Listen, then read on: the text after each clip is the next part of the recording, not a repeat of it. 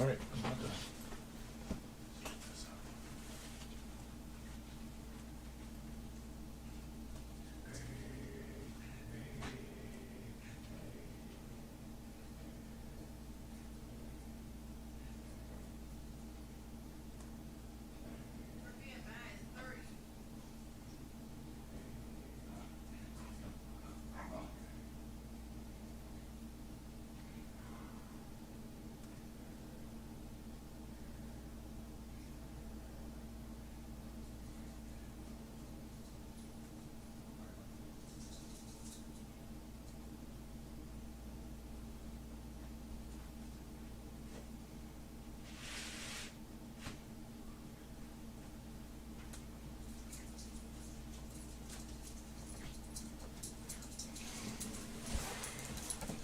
How you doing, Millie?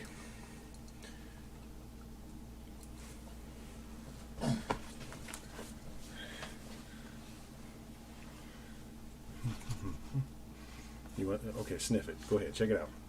Check it out.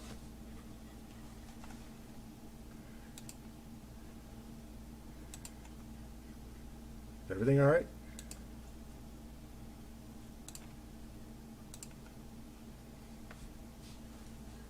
Is it kosher? Is it good? Everything good? You can hear you breathing.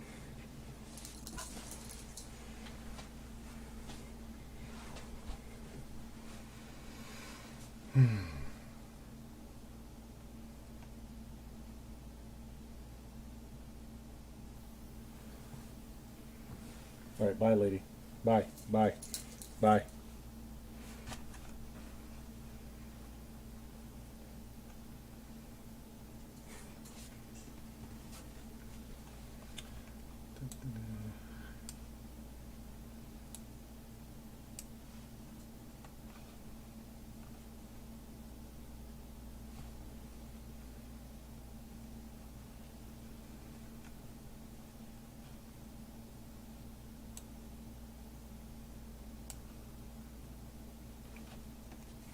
Move this so I can type.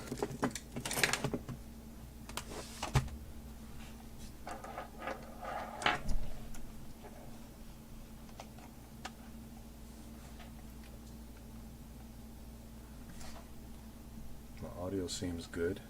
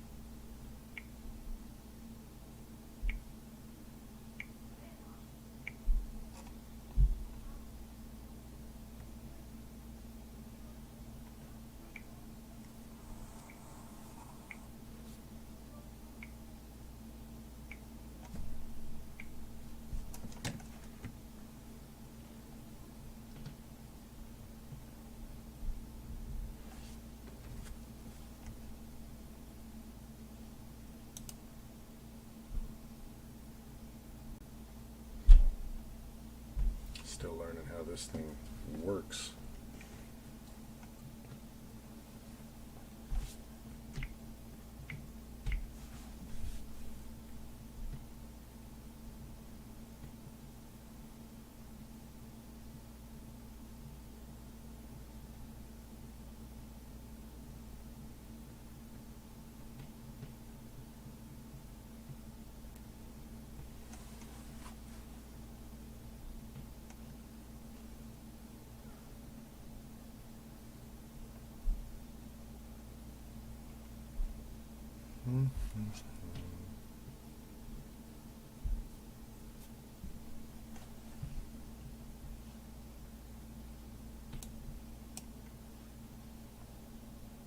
Just like I minimize this window.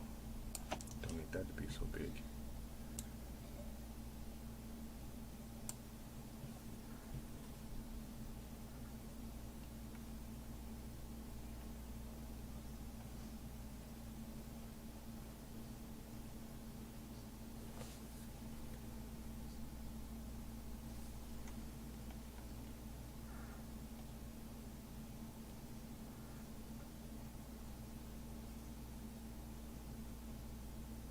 So what does this mean? Oh.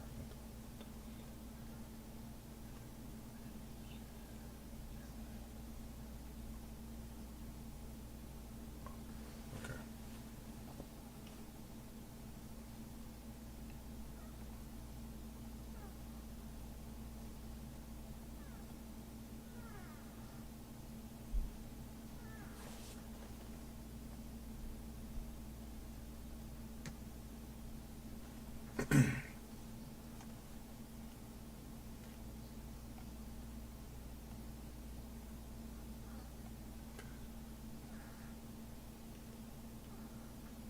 I wonder, could I set up 2 camera angles? That'd be cool.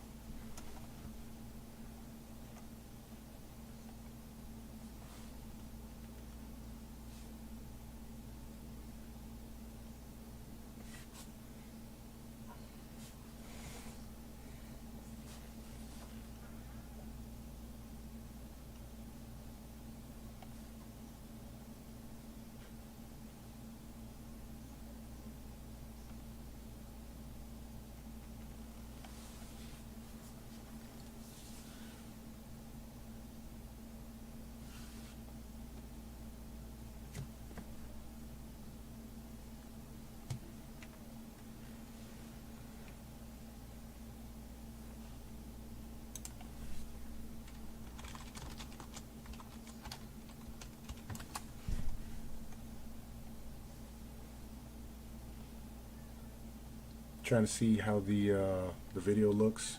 I see what I see on my side, but and also, how do I sound?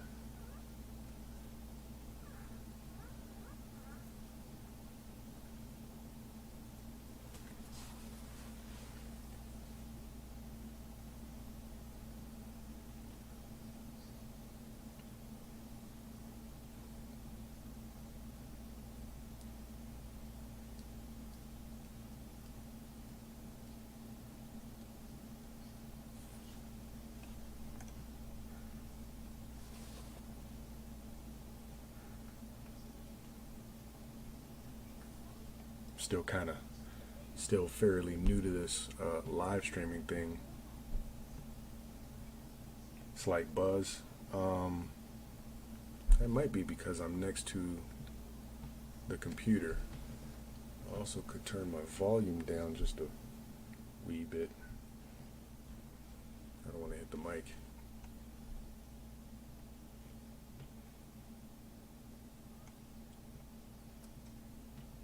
Yeah, I actually see that buzz in the waveform. Oh, hey, Anita.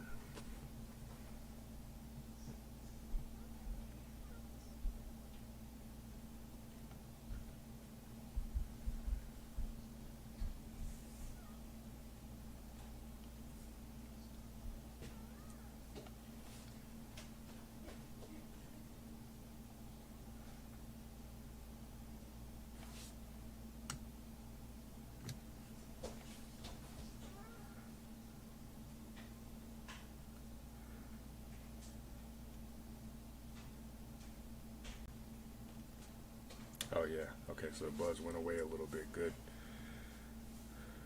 Maybe I should have put the mic on the left side of the desk because my computer's a little loud. Good. Okay. Mark where that's at.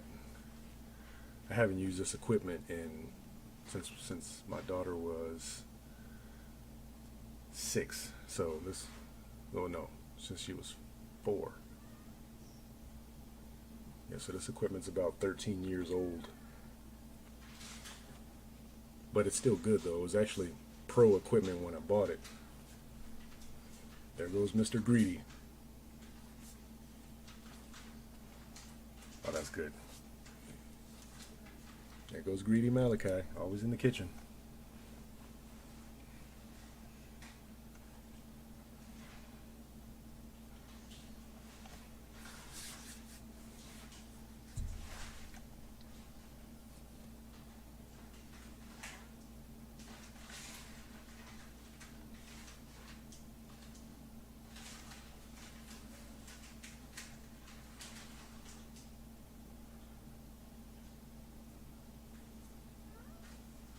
Yeah, over this weekend, I'm going to set up the Zoom situation. So, because I really want people to be able to talk versus me just reading off or everybody reading what people are saying. I want people to be able to talk.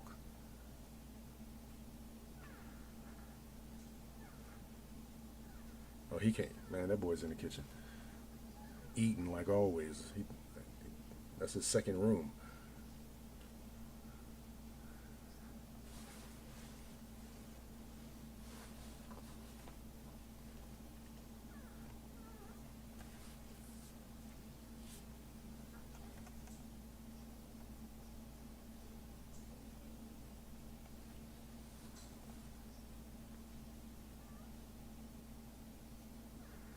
Oh, hey, Jason.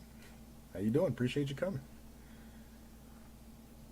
I don't expect this. This is my first live stream. I don't expect this to be like crazy successful. So the reason why I wanted to live stream is so we can start conversations on, you know, I guess it would be motivation. Um, like for instance, my question to Box Truck Couple: what got you guys into going this route as far as the box truck?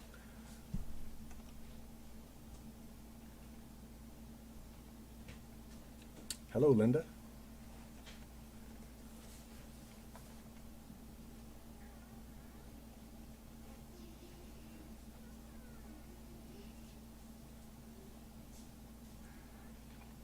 Well, I'd like to look at the camera, but my camera is this way and the computer's this way, so I gotta see what people are saying. My setup's a little janky right now. I kind of put it together from Amazon in the span of a day or two. That's right.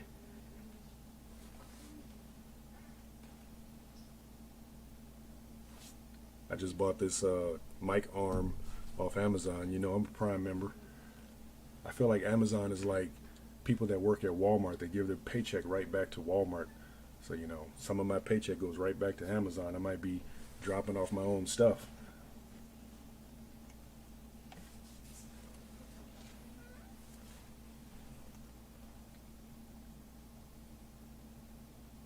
Actually, anybody can answer the question, especially if you're trying to get into the box truck thing or if you're trying to be an entrepreneur, period. Like, one of the things that I struggle with is my motivation. So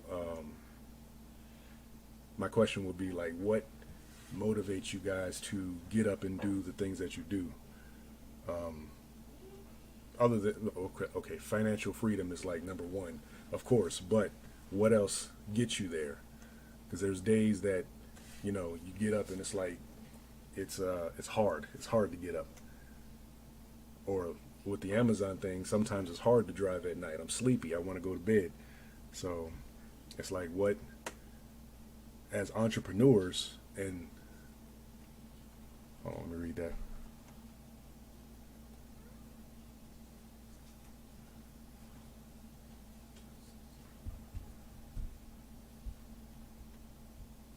Yeah. So yeah.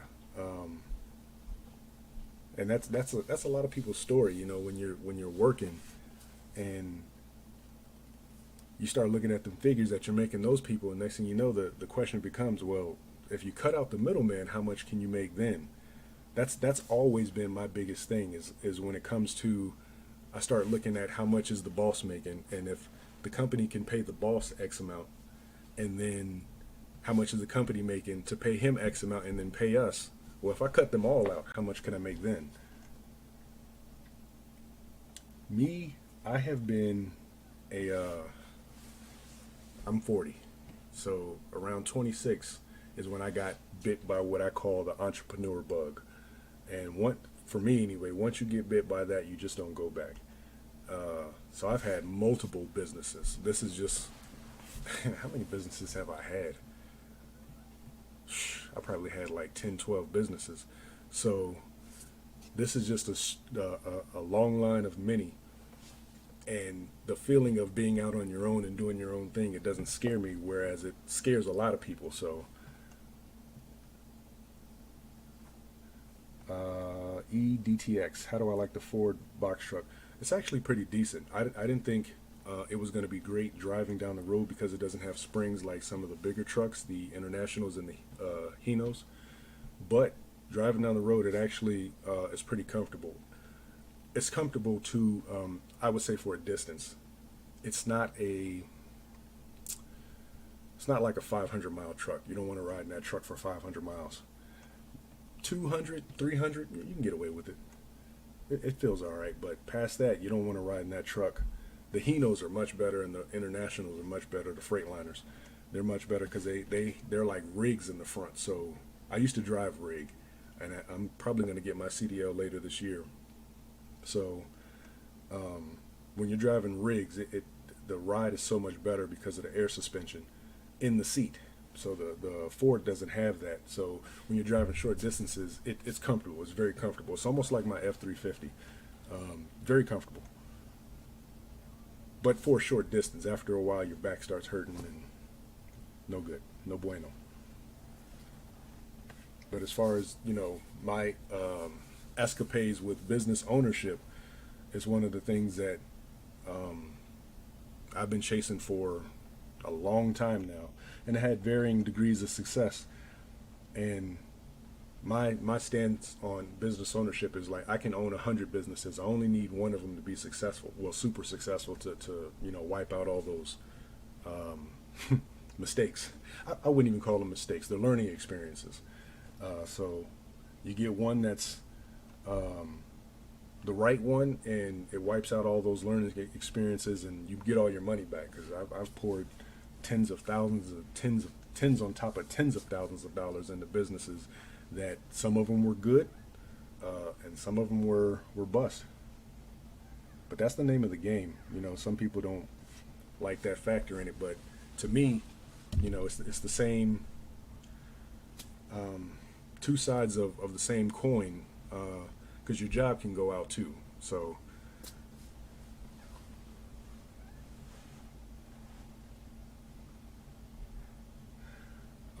brakes and oil change, you should go. What is it? I think it's 10,000 miles. No, actually, I think it's more than that. But I might be thinking about a rig because I know a rig is like 50,000 miles before you do an oil change. On the safe side, I'd probably be around 10,000 miles before you do in between oil changes on a box truck. Brakes, I'd play those by ear, especially if they're hydraulic. See, I'm a big do-it-yourselfer. That's another thing about me. I literally do everything myself, damn near.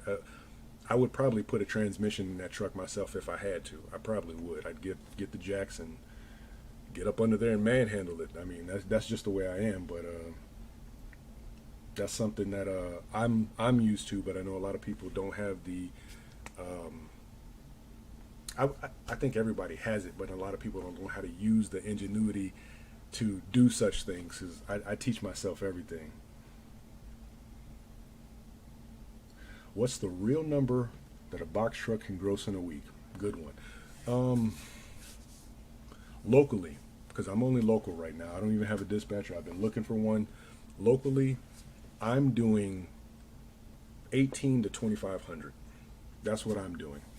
If I went 7 days a week, I possibly could stretch it to 3,000, but that's got to be some of the best loads that Amazon has to offer, which usually I try and look for no less than 300 a load, and depending on how many stops, I don't really even care how many stops because that's just the name of the game. But if I had to, drive about 200 miles, I'm looking for about 550. So next week I'm stacked, and I'm gonna make around 2,200, and that's 6 days. But two of those days are really short, really straight to the point drives, 100 miles, $300. So I can't complain. And all my runs are at least $2.20 a mile. So, and my hub is only 13 miles away, so I kind of don't even count that. So, realistically, for me, it's anywhere from 1,800 to 2,500, running 4 to 6 days.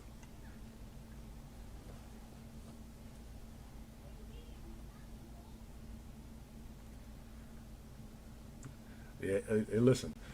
If he works on cars, there's nothing really different. They're just bigger parts. That's all. Tell him to get the Milwaukee half-inch impact. I use that on every part on that truck, including taking off those lug nuts.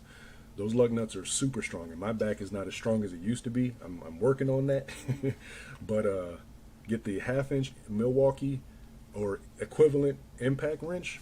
Take off everything that I did on it so far, which you guys seen some of the videos. Takes off all those bolts. I'm not fighting them. You can't fight them. Yeah, over the road, and that's one thing Box Truck Couple they do great, and a couple other YouTubers.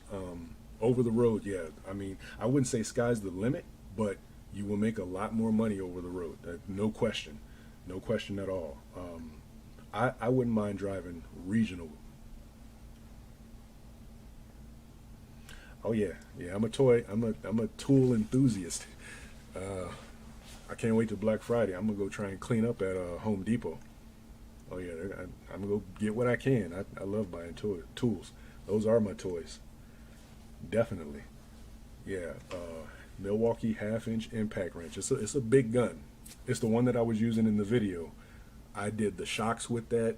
Um, I took off the lug nuts with that. You got to get the impact sockets for it, but it would take off those lug nuts, and those lug nuts are I want to say are like 150 foot-pounds, so they're up there when it comes to torque. And I just don't have, because I injured my back last year especially, I just don't have the power to take those lug nuts off. But that gun does it in my hand, absolutely no problem. Yeah, I can send that to you. I can whatever tools he needs to whatever tools he needs to get that done. Yeah, I can send that to you. What's the Amazon? You know what? I can actually look up some of that stuff. I got my early access back.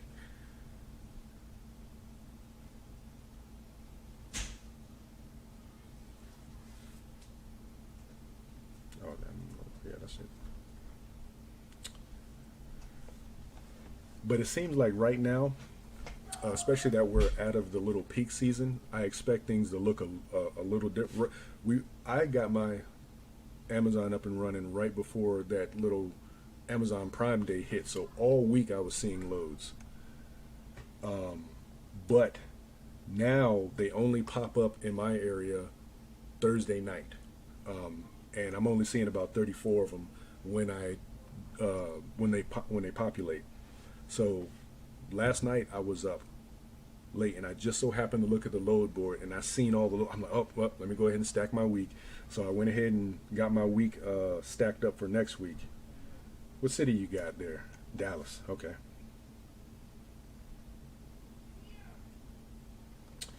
Let's see. I wish I could put this on the. I wish I could put this on the computer. Dallas, Texas.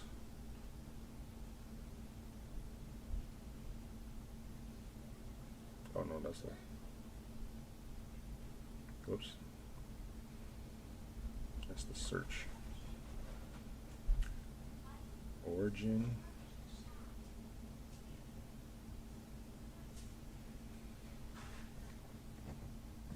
And see, that's what I mean. I don't know if it's just my area or Amazon as a whole.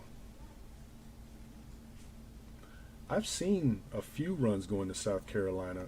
I haven't seen many though.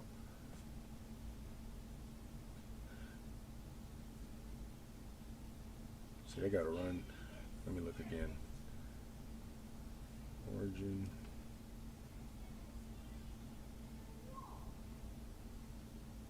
Whoops. Dallas, Texas to anywhere. Let me do a bigger range, bigger radius. See, nothing's popping up, literally. I have early access too. So my score, let me go to my score real quick. Performance. You get South Carolina runs. Yeah, I see a few runs coming from going from Richmond, Virginia to Georgia. See, my score is 92.3, so I'm a B. I'm above 90%. That's because of that load they made me miss. They rejected for me. But I'm in early access in Texas. They're not showing anything. But see, when I do my regular criteria, there's literally two loads in my area, one for Saturday and one for Monday. Wow, that's a better price. Your score is 0.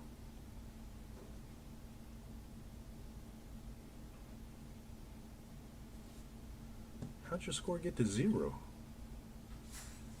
Is that why you guys are doing well? Your last video, weren't you? You guys were on the road. You guys do that tire place. I wish I could find a place like that that has the tires. I would love that. Be backbreaking, but because I see your husband, he be getting it. He be slinging them tires, but yeah, I would love to find a place like that locally that I could ship some tires.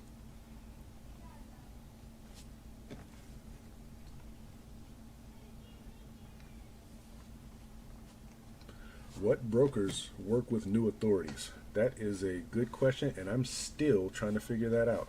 I have a, let me go to it. Do you have your authority yet? I took a snapshot of that picture. Let me go back. See, I got to get all this so I can, some of the other YouTubers, they're technologically ahead of me because they got all this stuff on their computers or where they can show you guys. I don't have that yet. I'm gonna get there though. What did I do with it? It was a screenshot. Screenshots, there to go.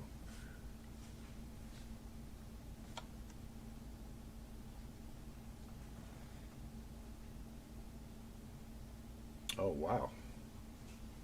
Damn, that's good. Jason. Yeah, I would definitely unload some tires for that.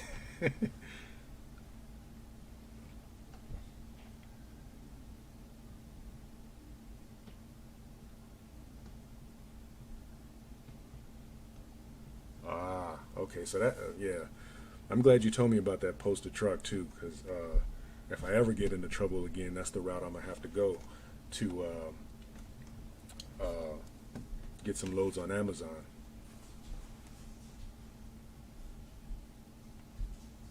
Oh no. Oh wow. So it was a total of 3 loads that you messed up on that gave you a 0. Wow. Okay. Well, it's nice to know how. See, and I've heard that they punish you way more than rewarding you for missing the load. So they punish you hard. So that's a total of three. There's a lady. Um, she's African. She's on YouTube as well. She said they have a really bad score because they were booking loads and seeing better paying loads on the same day, canceling those and getting the other loads, and trashed her score the second they started. And I think she's fighting to get her score back too. Well, you don't need two authorities, Brandon, because you have to pay insurance on two authorities. That's the thing about it. So you got to have the money to do that. Uh, but that's why you should have other ways to make your box truck work. Like, other than, like, I filled out an application for a carrier around here that does Wayfair. Wayfair is pretty much around the U.S., but they pay crappy. So the guy said it was a joke. You got to have two people, kind of like XPO Logistics and JB Hunt. You're doing the final mile, but he said it was $465 a day, and you have 15 to 25 stops. I said, oh no, I can't do that.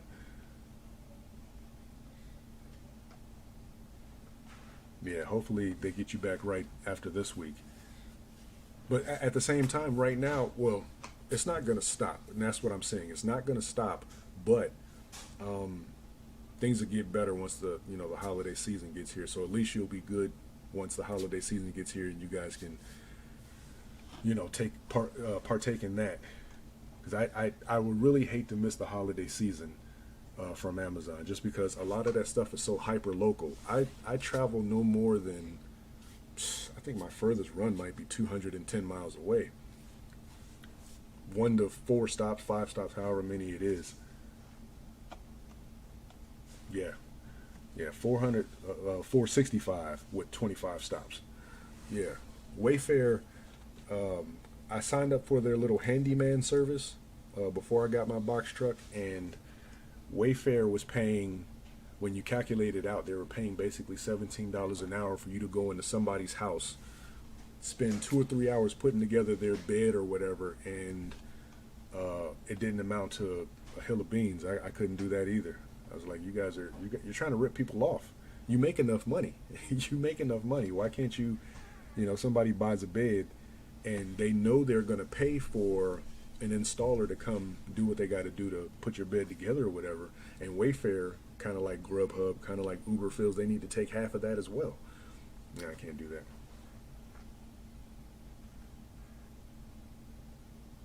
You, ooh, $1,000 loads? Listen.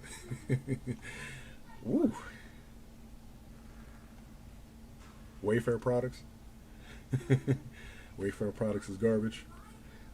Yeah, listen. I can't wait for peak season for Amazon. I think it's going to be really nice. People are getting that income tax, that earned income tax now, which that's another story. It might hurt them come tax season if you get it now. So we're in a world right now where people don't really people aren't saving their money basically or investing it right. When does peak season start? That's a good question. I know it's before Black Friday, is it?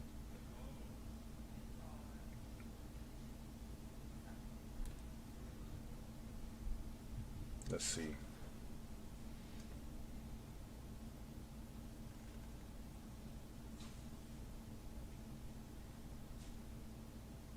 Doesn't really say. When is Amazon peak 20? Oh no, that's the Prime peak. We can just call it holiday season. I mean, it will be holiday season. Yeah, 300 miles? Oh, definitely. I'm there for that all day. I love that. Yeah. That's well worth it in my book. Yeah, okay. Yeah, that makes sense. Yeah, because you were working at Amazon, weren't you? You were working at Amazon before you guys got into the box truck. It's crazy because my wife literally just started at Amazon today at the facility that does Amazon Flex, which she's done Amazon Flex in the past, and I did it once, but that's when I was doing HVAC. See, I was an HVAC tech before I got my lunch trailer up and running. If you look back on my channel, you can see my lunch trailer builds. I actually built my own lunch trailer, for those who don't know. And then I was doing that and had planned to do that for the next couple of years, but then this opportunity came up and I had the money to transition into the truck. But I told my wife, I'll put my trailer up for sale, and if it sells, it's got to go. I'm not really attached to the business. I'm more so attached to the journey of an entrepreneur. I absolutely just love being an entrepreneur. That's like the best for me anyway. The only desk I can sit at is the one that I own. That's I can't sit at somebody's office. I can't, like, I did HVAC before that. I had a carpet cleaning business that was doing really well.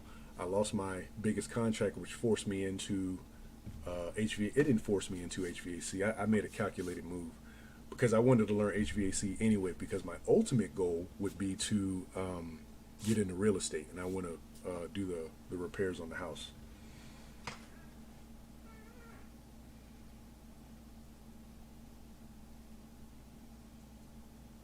Oh, wow. Oh, yeah, you've been all over Amazon. Okay. See, I got a friend in Charlotte, North Carolina that's at Amazon. He's trying to climb through the ranks right now. How long has he been there? I know he's been there longer than I was doing HVAC. I think he's been there for like 6 or 7 years. And I told him, man, you need to come on and do this HVAC thing, man, because you ain't making no money. Like, I started off in HVAC at like, what was it, $12 an hour. I got my CFC card. I went up to $13 an hour. Then the next year I went up to like 56,000 a year. Then the year after that I went to like 70,000 a year. Like, the money is crazy, and the reason why the money is crazy is because people aren't getting into it. That's why the money's so crazy. I tell young guys and women all the time, you want a nice job, go get a trade. You will not lose, especially now. The more people get lazy, the more they feel entitled, the more they want to sit back and take handouts, the more those jobs are paying. I got one of my young guys that I mentor. I actually trained him, and he's 20. I think he's 22 this year. He was 20, turning 21 when I met him. Nobody wanted to train him, so I started training him. Mind you, I only had 2 years experience, but I learned fast. I learned really fast. And I trained him, and now he's making like $33 an hour at 22 years old, doing the thing, man. That boy, he's an inspiration, because at 22, I was stupid. He's so smart.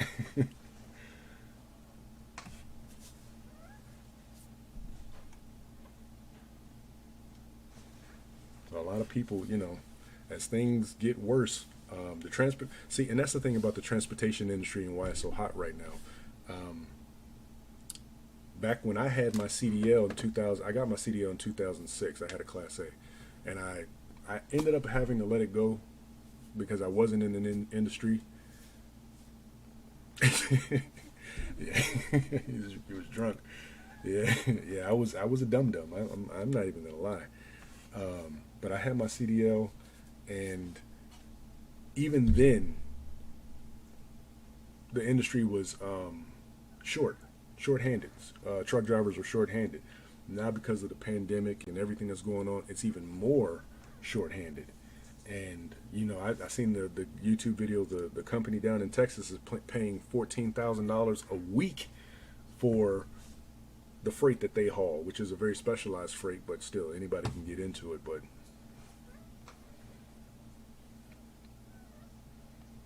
yeah, at 22, I kept the job. I can say that. Just had my first son. I kept the job, but yeah, I just wasn't making smart moves. I wasn't making moves like getting into a trade that could translate to a lifetime of employment. I tell you that. I wish I did. I got a couple of young guys that I mentor that, they're actually both of them are in HVAC. So They both are very wise to get into that young. Because, I mean, even now, my back is a little messed up, but if I wanted to, I still can go do it. It's one of those fields that, I mean, you like being hot? No. You like being cold? No. So it's one of those fields that, regardless of what, is going to be around. So in my house, I'm going to change my HVAC systems and get this house to sell in about by 2025. And I'm going to do all the work to make it easy on myself, so when I want to go sell it, I can turn a decent profit on it. I wish I could sell it now the way houses are selling. People are buying whatever right now. And that's why I want to get into real estate too. Very good field to get into as well.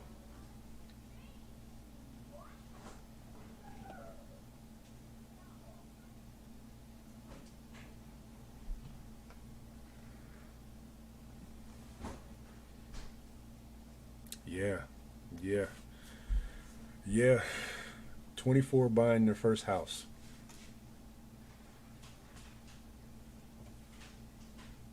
Yeah, that's another one. See, any trade right now, any trade, electrician, HVAC, plumber, masonry, truck driving, welding, any of that, they're gold mines right now. Literally, you can go there, write your own paycheck, write your own salary. If you go in there with the mind state that you're not going to play around and you're ready to work harder than everybody around you. It's what I tell my children all the time. Like, you got to be the hardest worker in the room, and if you show people that, oh man, it's a slam dunk. You can do what you want to do.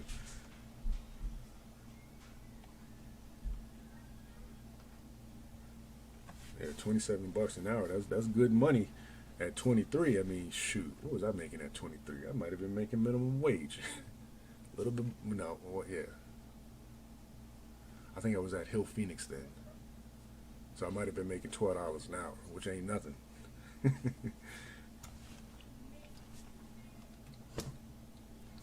But, people are still making $12 an hour in certain jobs and not willing to get uncomfortable to put themselves in positions that can make their lives better, unfortunately. That's like I guess that would be the main purpose of my channel in particular, is to, I guess, motivate people to show them that hard work ain't nothing. It really isn't. Hard work is probably the easy part. Me and some of the guys at the HVAC business that I worked at, we used to say sometimes the fastest route is the long route. So while you're sitting there trying to take all these shortcuts in life, sometimes the fastest route is the longest route, is the hardest route. See you later. I appreciate you.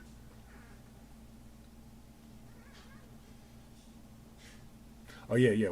I can zoom on you guys, or you can zoom into me. I don't know how it's gonna go, but we can do something definitely. See you later.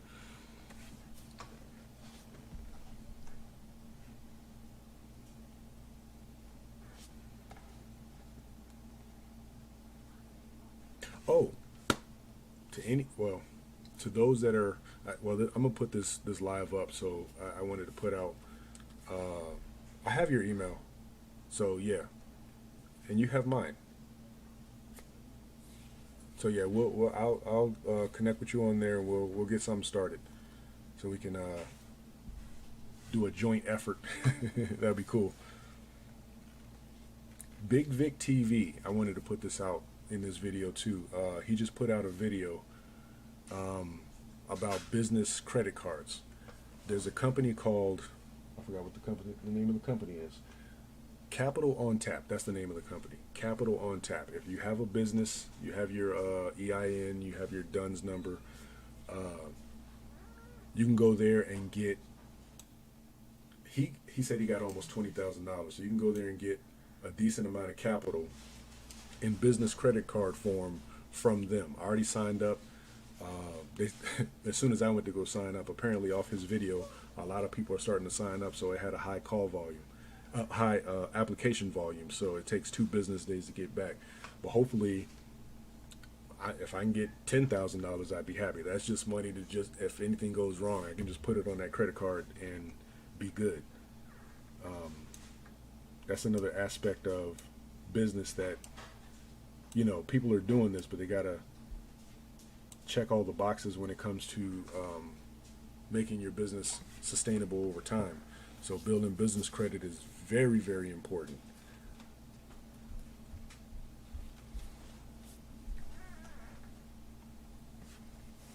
And personal credit. So it does ask for personal credit. It's called let me put it.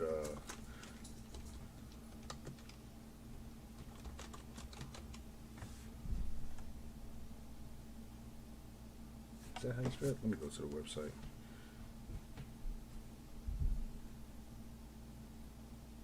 Oh, those two words are connected.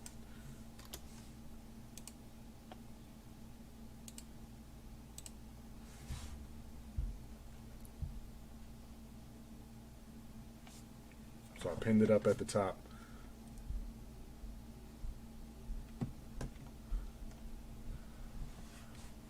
I don't know how guaranteed it is, but if you got decent personal credit, he said, and the reason why I signed up for it, because I protect my credit like he does. I don't like anything just hitting my credit, especially when it comes to my business. I want to keep that separate, but it does a soft hit on your personal credit, and then, that's it. So then but that goes to your business credit, so you can make that strong.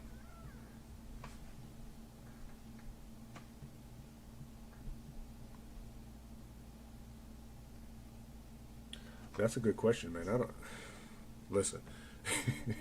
When it comes to these pallets falling over, dude, I don't know what to do. Bring shrink wrap and wrap them better. I don't know.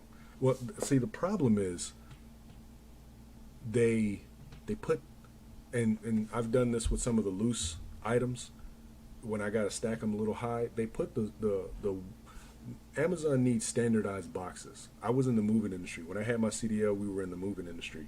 And if you go to Walmart or Home Depot or any place like that and you buy boxes, you'll notice they have very particular shapes and they're standardized. And the reason that is because when you're loading a box truck and you have standardized boxes, you literally can fit those boxes with an inch of space around the whole thing, because in all shapes and sizes. So it's like playing Tetris. And Amazon needs those standardized boxes. So when these employees who are not high paid go to put these pallets together, they're not standardized sizes. So they end up putting really weak boxes on the bottom. And then they put weight on top of it. So it's almost like there's nothing you can do when you see one ready to fall over. I just did that yesterday night. The night before last. Yesterday night. The pallet fell over and I had to get in between it, and luckily I'm strong enough to push the thing up and get it out, get it back on its stand. And as soon as I brought it in, the post office employee went to go move it, and then it falls over. So okay, my battery life is good. I got to get a D-tap for my camera because I'm going off a battery.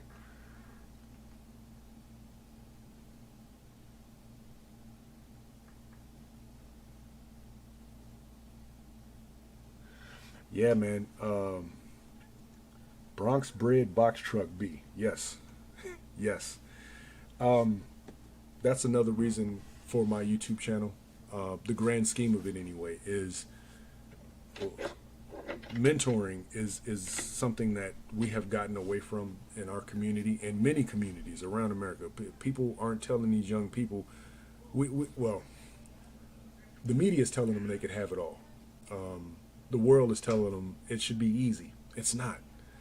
The hardest worker gets it. Plain and simple. The hardest worker is going to get the millions, not the easy, but is going to have the most stuff. If that's what you're looking for, if you're just looking for stuff, then the hardest worker is going to have the most stuff.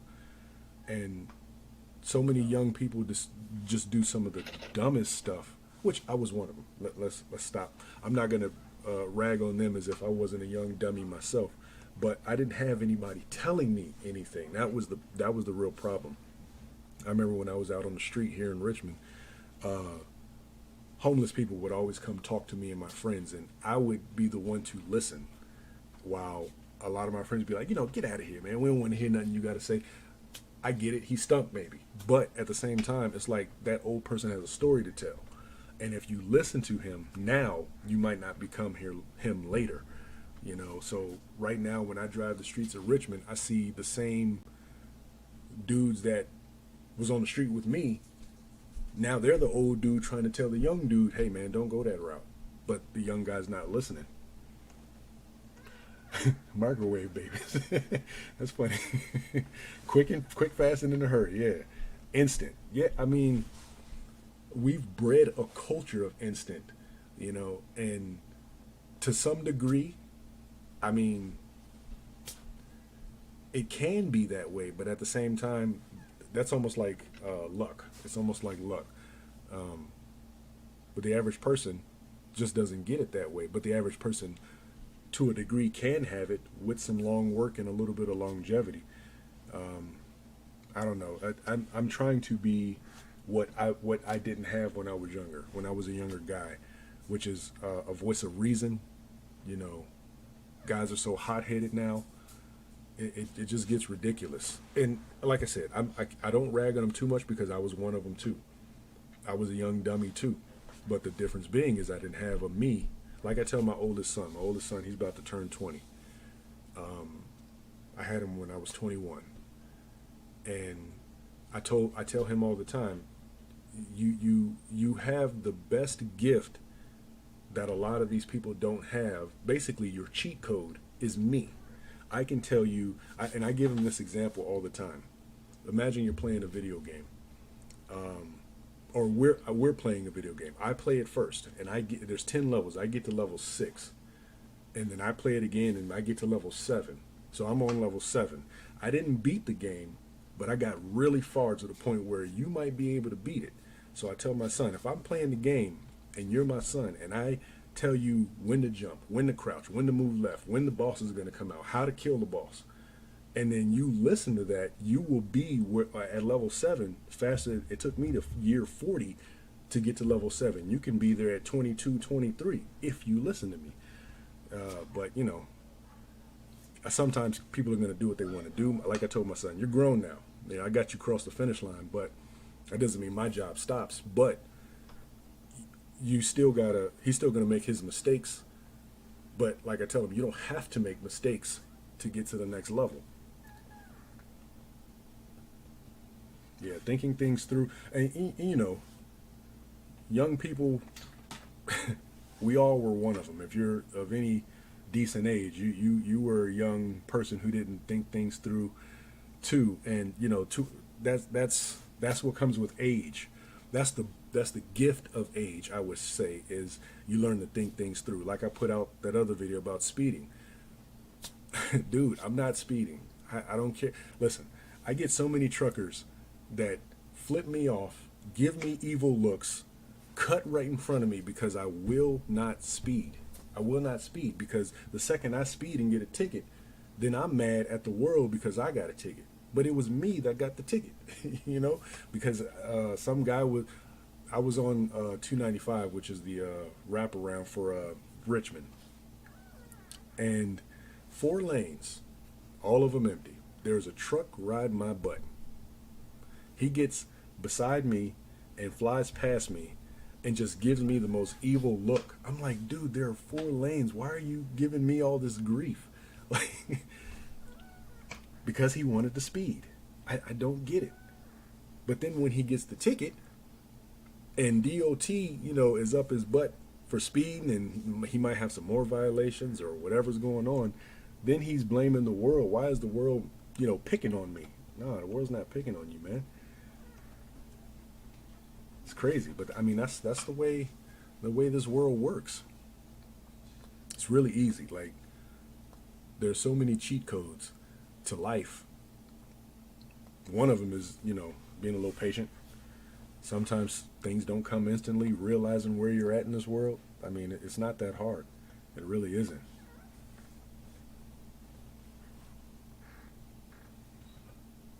Yeah, that's true. So, examples. That puts me in the mind state of when I talk to some people and when people used to talk to me. It's like Nobody will listen to somebody who hasn't made it yet. So if a millionaire says, "Hey, do X, Y, Z," people will listen. But if it's a person who's on his way but hasn't really shown that yet, people won't listen to him. Even they could be saying the exact same thing. So yeah, you can't just tell them once. Um, but the examples is hardwired in us. Um, a sound advice should be universal. You know, when you listen to sound, it's kind of like people shoot the messenger versus listening to the advice, and and get upset over what the who's bringing the message versus what's said, which is crazy. That's just really crazy. That just shows you how emotional people are nowadays. You know, um, self. One of my biggest superpowers, and I call it a superpower, is self-reflection. To look inside oneself to say, what did I do wrong? You know, that's like one of the biggest things. If everybody did that and took accountability for themselves first, and even in some of the worst situations, um, it will be really easy for people to say, okay, I see where things went wrong because of these actions that I did, but everybody negates their own actions. And that's what I try and not do. I try not to do that, to say, okay, so for example, if I'm driving, I know I got a suspended license and then I'm speeding. Like, come on. Like every kingpin you can think of that got busted on the highway, how did he get busted? He was speeding. You know, something like it's like, why were you breaking the law while breaking the law? You know, it's crazy. But and then, you know, it's then it's a sob story after that of why things went so bad and why life is not fair to you, when really that's not the case. Really what it is people just need to take accountability, you know, be responsible for themselves. It starts with the man in the mirror. It starts with the man in the mirror. And that's the biggest part. You can't go out into this world and think it owes you something without you giving first. You know, that's number one. So that's where our young people are messing up, because we've told them that, I mean, I guess it's kind of, you know, our parents' fault, our generation, the last two generations anyway, because we've coddled our children so much. I do it with my own children. I'm not even gonna lie. But one thing I do tell them and try to show them, because that's another thing I try and do. I lead by example. I don't tell my children, you can go out here and be whatever you want, and I'm just gonna sit and chill. No, no, no. You're gonna see me bust my butt first, and then I'm gonna tell you, hey, you can do this too, or you can have whatever you want. You know, um, things come to those who work hard, not things come to those who wait. You know, things come to those who work hard. You know, so so many so many things people should just sit and think about. Self-reflection helps you do that. Meditation, not to say you got to sit with your legs crossed and all that stuff, but just sit and think about your day. You know, sit and think about the direction that you're going. Does anybody here, we got a packed room here, we got a packed house, so we got 6 people. Does anybody here have a 5-year plan?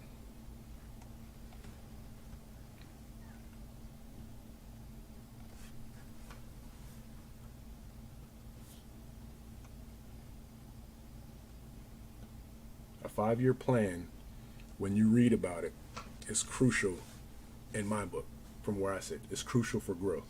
So, does anybody have a 5-year plan? You damn right. Box truck, box, yeah, box trucker. Anything worth having doesn't come easy, and it's going to be a fight. And you should enjoy the fight. The fight should be fun, from where I sit. You know, the fight is everything. Don't get me wrong. Being rewarded after the fight is just as nice, but if you didn't really get in there and duke it out with the world, with life, and then you got the things afterwards, you would appreciate those things so much more. But see, we as older people, if you're older, I don't know how old you are. You said for 30 years, so yeah, you're old enough to know that those rewards, when they come, are so much better. They're so much better after you tackled whatever task that you had to take on. Everybody knows it's much better. But I guess right now instant gratification is the thing. People, don't get me wrong. If I could have 100,000 subscribers tomorrow, I'm pretty sure it'd be sweet. But it wouldn't be as sweet as me getting it out the mud. Oh, you're 53. Okay, yeah. So yeah, wholeheartedly that the hard work, and we say we got these cliche sayings, hard work pays off. You know what I'm saying? Stuff like that. But hard work does pay off, and it feels good at the end when you. It reminds. I'll give you a HVAC example.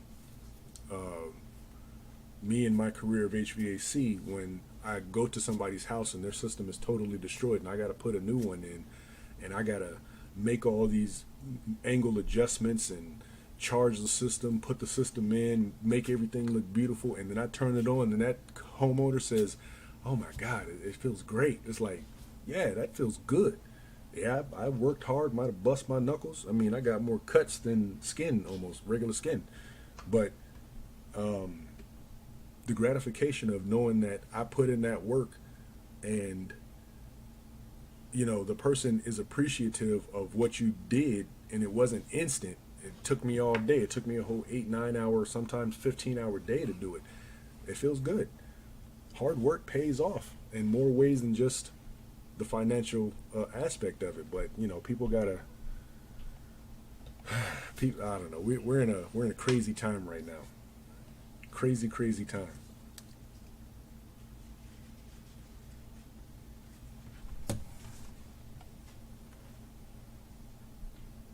Nobody has a 5-year plan. I don't care how old you are. Bronx, you could have a 5-year plan. You got a plan up until you're not here no more. I think that's another thing people do too. They take this time for granted. I'm trying not to take this time for granted. I think I wasted enough time in my youth. I think I wasted enough time. So taking life for granted is something that I try not to do anymore, because you know time is short.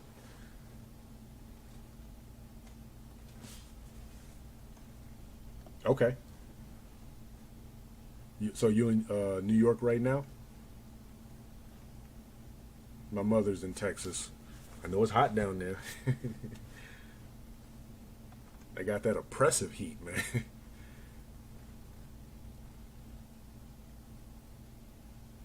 Oh yeah, yeah. There you go. You almost, well, Bronx, New York. Okay. I would almost say in the past 30 years and in the next 30 years, you almost, unless something catastrophic happens, you literally can't go wrong in transportation, because it ain't going nowhere. It's not going anywhere. You got people in Texas, or you going down there by yourself?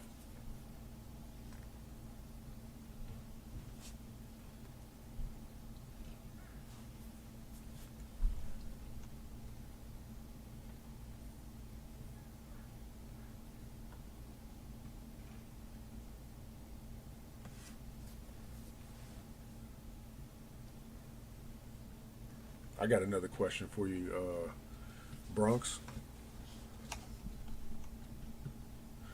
How many guys you got under your belt that you try and mentor, and do they listen?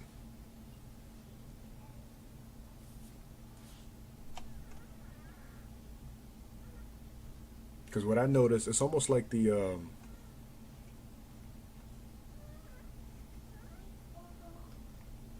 oh yeah, yeah, truck driving is something that is, yeah, it's lovely.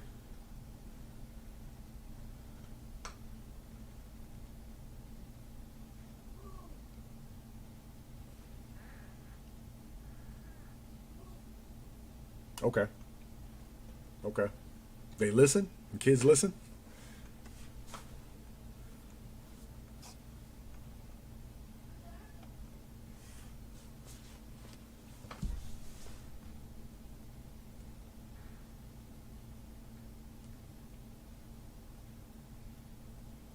Word. Okay.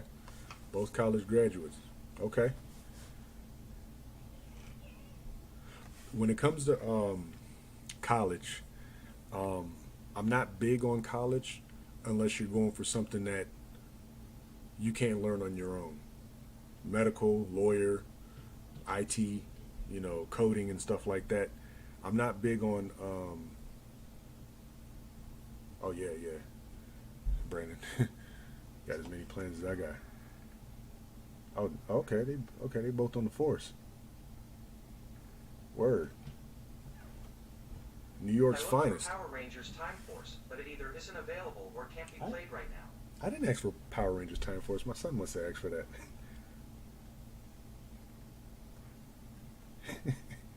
Google over there. I don't know what Google doing.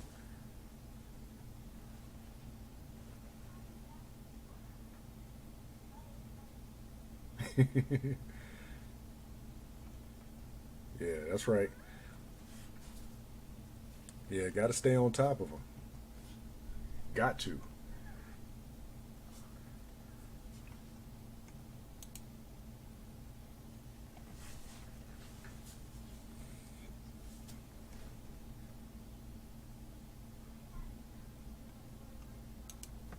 Try. You don't have to.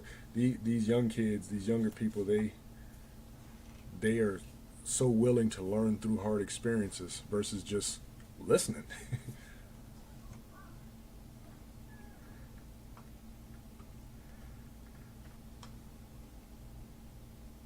Yeah, you got to send them that knowledge, man. Knowledge is, another cliche. Knowledge is power. Yeah, it sure is.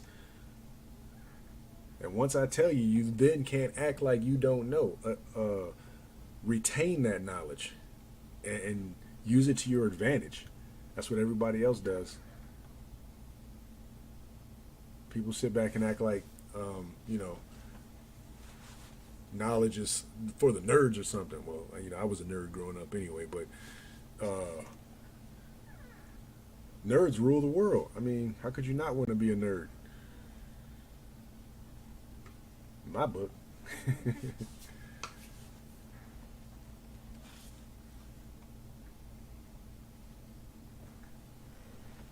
Oh wow, battery life is going great. I didn't think it would last this long.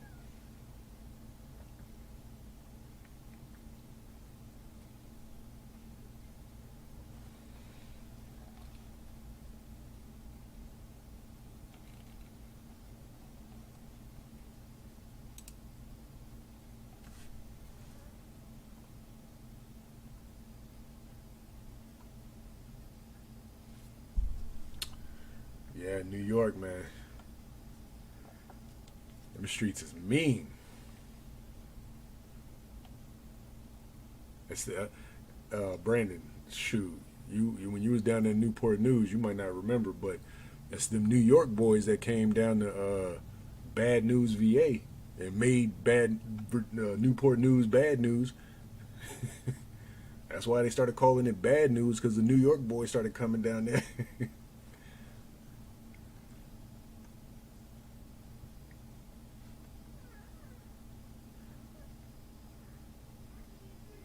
One thing I admire about New York guys, though. Oh yeah, yeah. See, yeah, tough love. I know for boys anyway. We learn through our ass, not through our minds. We got to learn the hard way for some reason. I don't know why, but one thing I admire about New York guys is the hustle that they come with. New York guys have a very particular hustle, and when you meet a hustler from New York, you just like you could sell anything, man. Like you could hustle anything. The ingenuity, it's amazing. There's not too many places that breed hustlers like New York does.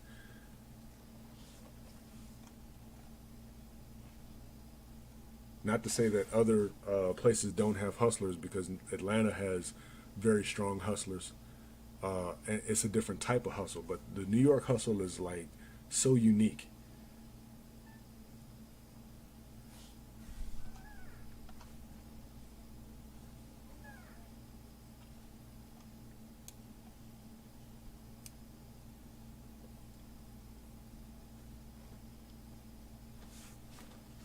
Well, I'm glad he's listening now. You know, I'm glad he's listening now, and he's one of New York's finest. That's dope. You know, hopefully he's staying safe out there because I see they're getting more crazy up there in New York. But you know, as long as he stay on his p's and q's, keep his head on the swivel, it'll be all right up there.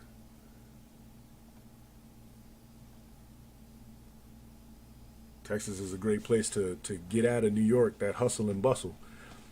I lived in D.C. for a couple of years, and when it came to the hustle and bustle of D.C., it I don't know if it's the same in New York because I've never been to New York. New York, Brandon, you've been to New York, but after living in D.C. for a while, you just get angry. You should be angry driving down the road.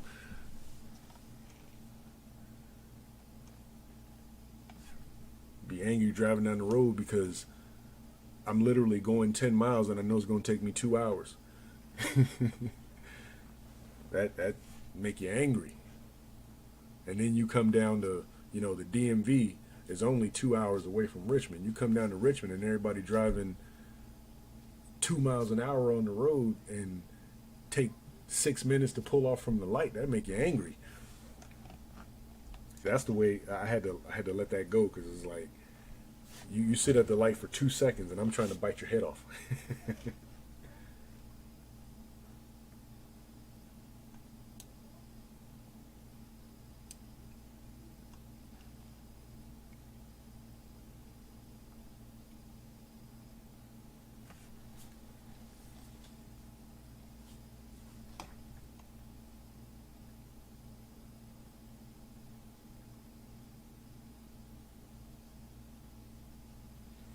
Yeah, I want to set up the Zoom so people can call in. I don't want people to just hear my voice.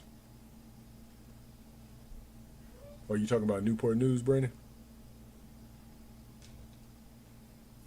Yeah, I don't want people to just hear my voice while I sit here and talk. I don't want y'all to just hear me. I want y'all to. I want to have a conversation with people, so I got to get that Zoom up so my little audience can call in. Dang, 2 hours. Yeah. What's New York got, like 11 million people in the city? That's a lot. That's a lot. That's too much. That's too much. It takes forever to get anywhere. If you want to go get some coffee, well, if you want to go get coffee, I'm pretty sure there's like 1,600 coffee shops in a 3 block radius. But if you wanted to go across town, like, woof, you got to pack an overnight bag.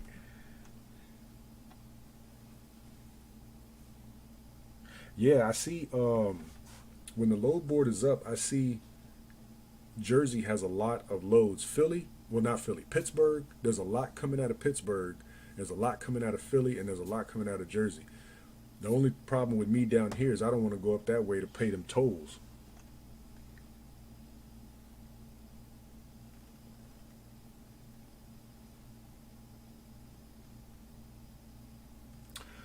A mechanically inclined person. Good question. S Cup, new trucking. Um, one of the a handy person can you can do brakes. If you can do car brakes, you can do truck brakes. Make sure you just got a jack that can hold that weight. So I actually went to go get a jack to hold my truck. I think it's 7,000 pounds. The truck alone is the whole truck is no more than 10 empty. So the jack that I got is 7,000 pounds. You can do brakes, you can do shocks, and these are things that you can check to make sure they're not bad. If you haven't changed them on your truck, you can change those. You can do fuel filters, water separator, air filter, of course the lights and things like that. What else can you do? I mean, it depends on how. Coffee carts. Wow. So yeah, I ain't never been to New York, so I don't know nothing about that. It depends on how mechanically inclined you are. Me, the That will be my second superpower. My first superpower will be able to look into myself to see the problem, to see what I'm lacking. My second superpower is I have the ability to learn damn near anything I try. And I haven't met something, well, I have, let me stop lying. I did meet one thing that I tried to learn on my own that I failed at miserably. And I was trying to teach myself how to code. It's like trying to teach yourself how to speak French and you don't know how the syllables line up and how the words sound. You know what I'm saying? So I tried to teach myself how to code and I failed. But past that, anything mechanical on that truck, I feel I can do. Even if it was like changing an engine out, if I had the tools to do it, I know I can do it.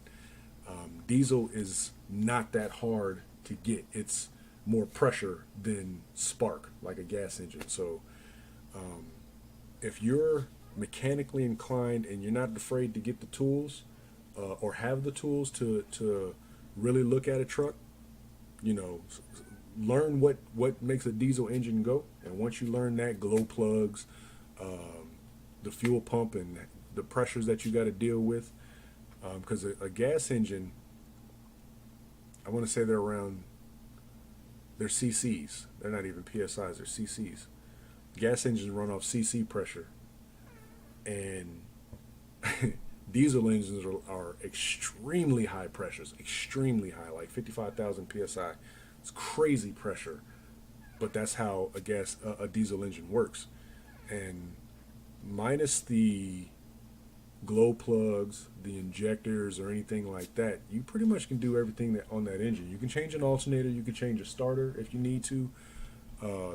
Chris TV, when I said it in the video, when his fuel filter went out, it was actually not tight all the way. So it's not like it was bad, it just wasn't tightened all the way. So it started leaking fuel because of the pressure that a truck deals with. And he had to pay $200 to get a guy to come out there and just tighten the lid, you know?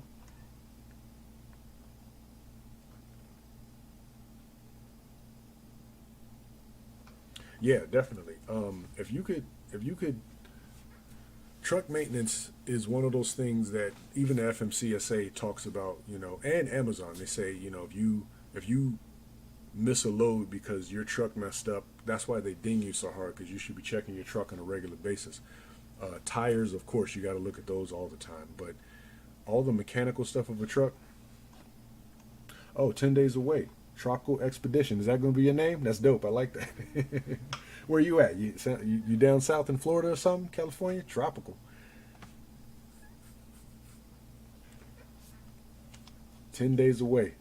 So then you're right around paying the price for your insurance.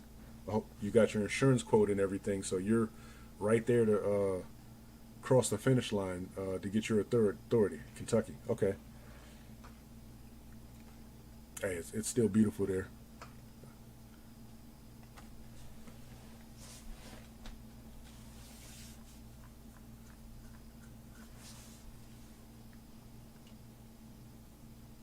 Did we drive through Kentucky? When I went to go pick up my pickup truck in November, I think I drove through Kentucky. Love the scenery there. It reminds me of country Virginia, the country part of Virginia, Charlottesville area. Very scenic. On the open road, beautiful.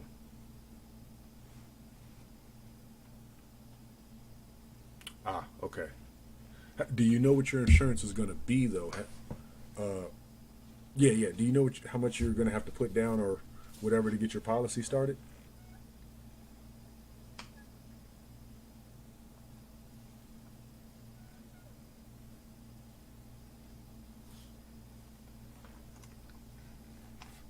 That's probably my biggest gripe. I mean, my truck payment is crazy itself just because it's commercial, but the the insurance, man, that just beats you up. I just hate it, but I mean, it's part of the game.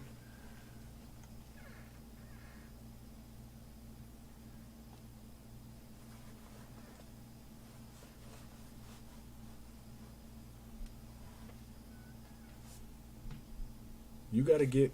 Is it Kentucky that has that special highway tax that you got to get, that special sticker? I think that's Kentucky, isn't it? Oh yeah, yeah. Okay. Yeah, credit definitely makes it easier. Um, so I assume you're still looking for a truck, and it's kind of hard to find one. Uh,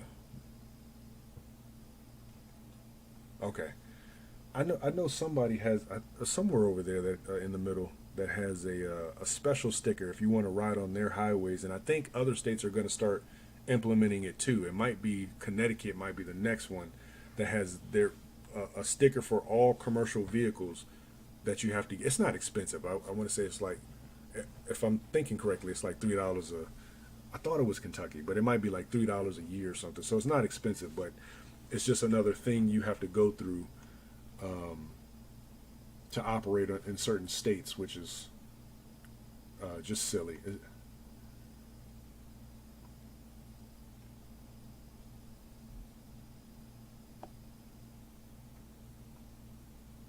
Okay, yeah, and see, I'm. Did I just cross? I think I'm just crossing my 90 days as well. Because it's hard. These guys act like, well, rightfully so. You just started. You're not. You have no credit in these people. No trust in them. So, well, they have no trust in you. So I get it, but at the same time, it's like they make it so hard for box trucks on the load board. They act like they're poison or something. Somebody's out there doing some foul stuff because they make it real hard for box trucks right now.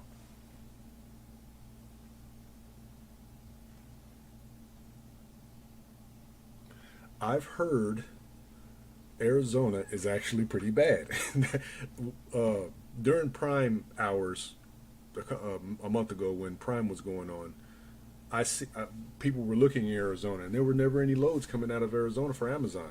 How many facilities do you have in your area? Like, for instance, I we have in the Richmond metro area. I think we have 6 Amazon facilities. I want to say that's a lot. We have a lot here. We got and we have the RIR Richmond International Raceway. They're about to build a motor a mechanical facility that actually has robots in it. So there's going to be, I want to say, like 100 employees, which usually there's like thousands of employees. But for the new facility that they're going to build, I don't know if that's number 6 or number 7. It might be number 7 because I just found a new facility in Southside Richmond. But the new facility is going to have robots in it. So it depends on how many facilities you have in your area. So where Richmond is located, we're central to the Eastern Seaboard. So you go north, it's not what 5 hours you'll be in New York. 8 hours you'll be Georgia, near almost Florida. So we're kind of central, and they packed a lot of facilities right here. Then you got some in Raleigh, then you got some in Charlotte, then you also got some in the DC area. So there are literally a ton of Amazon facilities around here.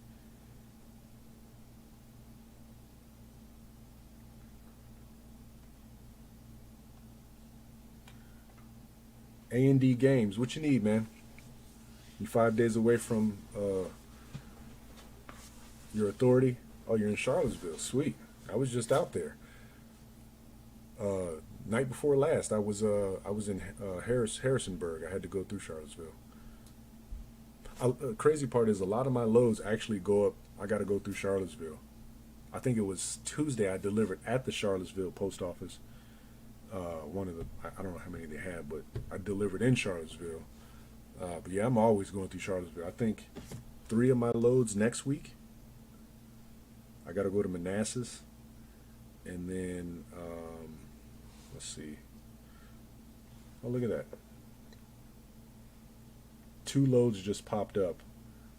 Wow, 415, $415, $3.56 a mile for Virginia to Richmond to Chesapeake. Wow.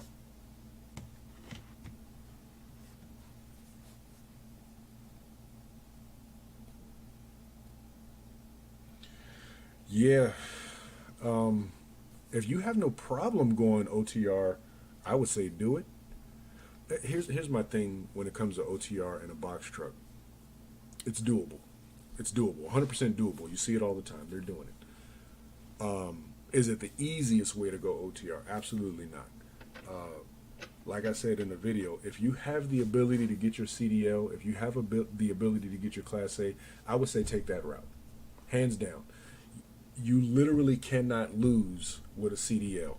Even if you plan on keeping the box truck, still get your CDL this year, because next year rules change for the CDL. That's why I want to get mine this year, because the rules are actually changing to implement some stupid hours that they're going. I wouldn't call them stupid, but some hours that they're going to put in for training with the CDL.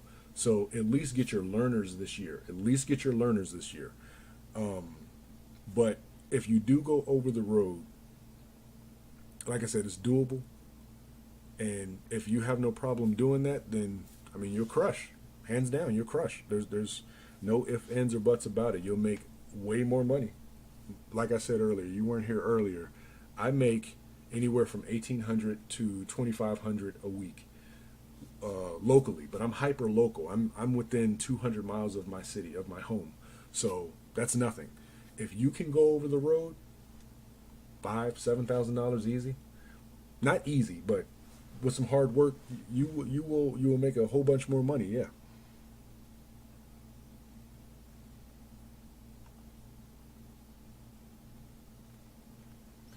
Is there anything specific you have to do to start it? Other than get your insurance? The last week of your authority is when your insurance should kick in, because when they finally get your paperwork for that last week, they're going to check to make sure you have insurance on your authority. And if you don't have it, then they're going to push it back. They might give you a call or whatever, but the last week of my authority, I think 4 or 5 days before then, I bought my insurance. So when they checked it, they just sent the paperwork. You're good to go.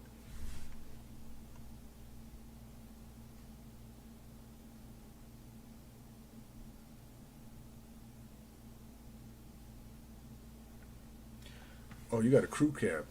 Okay. 22 feet with a crew cab. Yeah. See, yeah, 1,800 to 2,200 a week. Yeah, that's right where I'm at.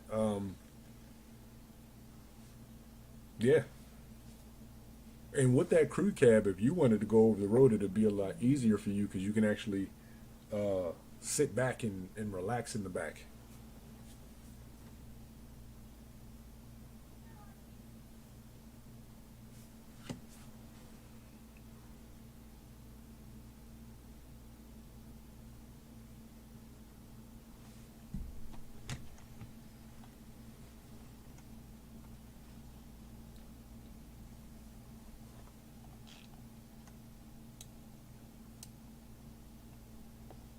These comments coming kind of slow.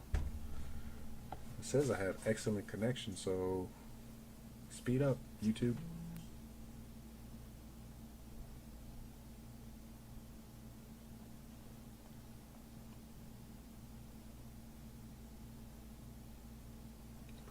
What do I look for in a CDL school? Man, that's a question right there.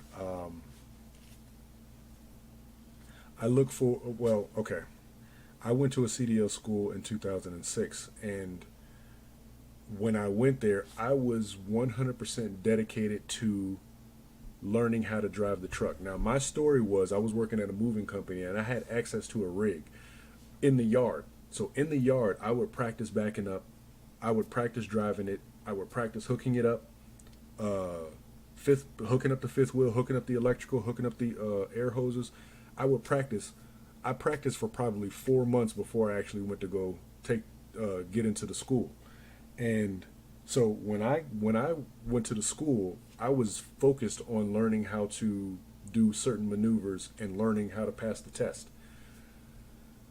A lot of these schools have people in them that are long-term drivers, but they're not good teachers. So I would go and see about their teaching prowess, because you're going to be the one eventually on the road, and it's going to be, your license on the line. So that's really my main thing in a school, is make sure they're teaching you how to do it.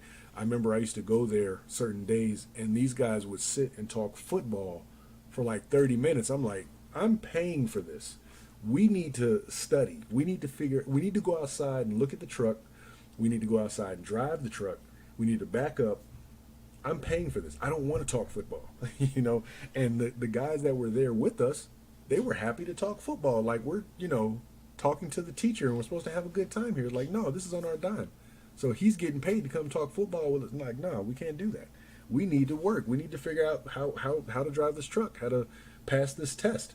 So when it came time to take the CDL test, the road test, I think there were 23 of us in the class. Me and one other person passed that the first time. That's it.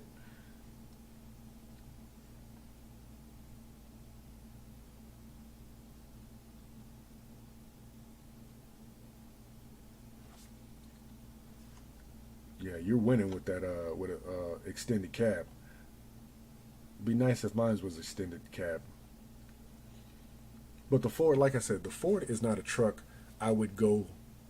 Well, if it had a sleeper, but even still, I don't think I would go a long haul with it because it doesn't have air ride in the seat. That makes a big difference. When I hit bumps on the highway, it's like I put new shocks on it, but still, I hit bumps on the highway. That thing is everywhere. It's not a truck I would like to go over the road with. So when looking for a CDL school, just make sure they know how to teach, and try and get some backstory on them to see how well or how often people pass when taking that particular school's curriculum or whatever. Because some of these people, what they charge like $5,000 for that. Okay, so the truth is, you don't have to go to school if you have access and know how to drive. You can go take your learners, and you go take the test. That's all you got to do. There's no law saying that you got to go to school. So if you have access to a truck, I would say skip the school altogether because I don't plan on going to school this time. I already went to school. I'm not doing that again. I know how to drive a truck, a tractor trailer, and then they have automatics too. So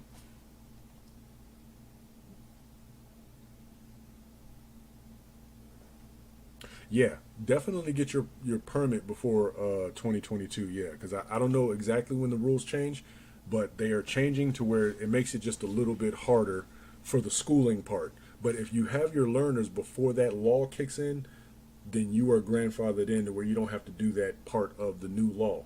So get your learners, your Class A learners beforehand. And even if you don't even go into a tractor trailer, you still got to take the test to get your Class A. But let's say that's not your goal to get a tractor trailer.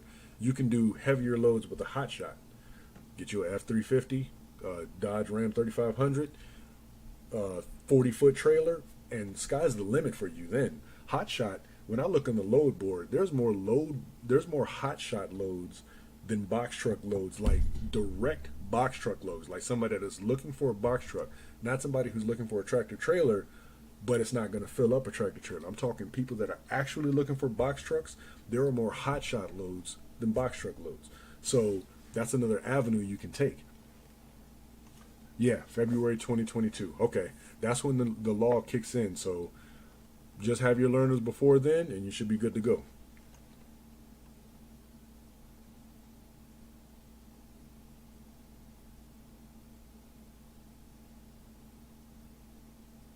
Oh, your 750 has air? I'm jealous. What? Oh man, what year is your 750? Yeah, mine's is all hydraulic. Oh, I'm jealous.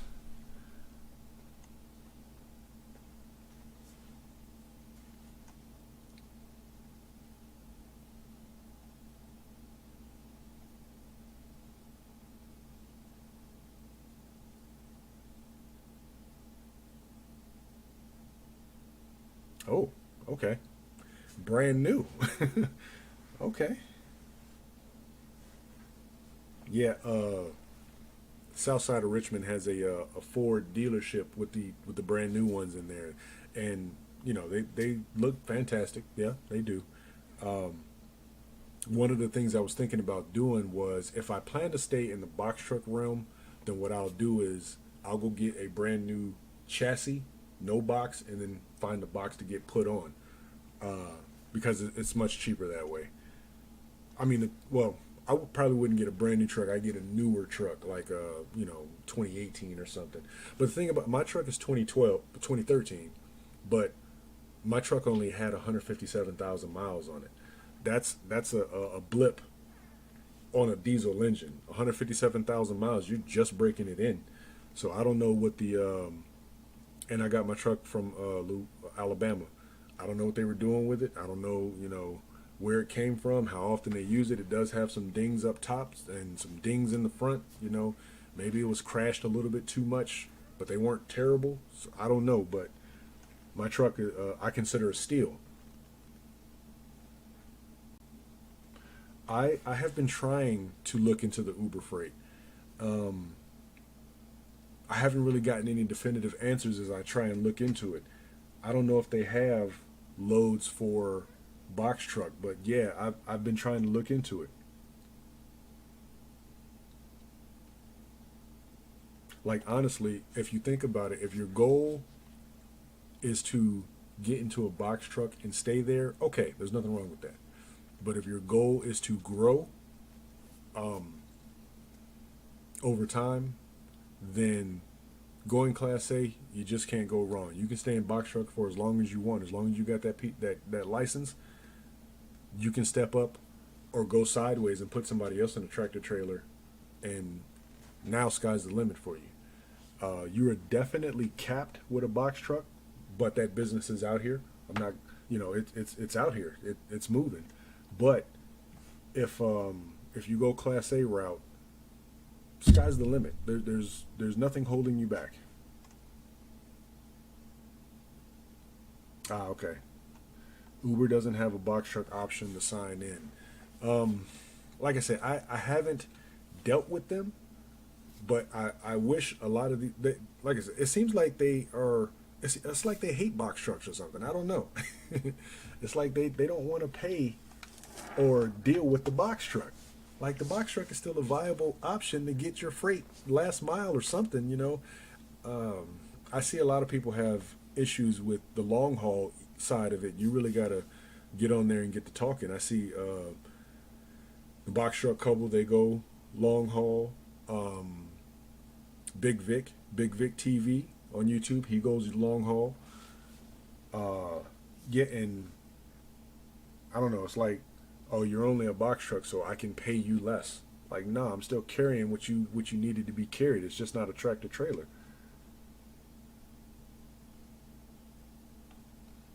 I still get it there in the same amount of time. It still gets unloaded. So I don't know. I'm thinking about going hot shot myself, or getting a hot shot, because I got my F350. The load boards that I am using is well, I ain't even got to use it yet because I can't find any loads on it. And the load board I'm using though is Truck Stop. I would suggest Truck Stop and DAT if you really want to go that route.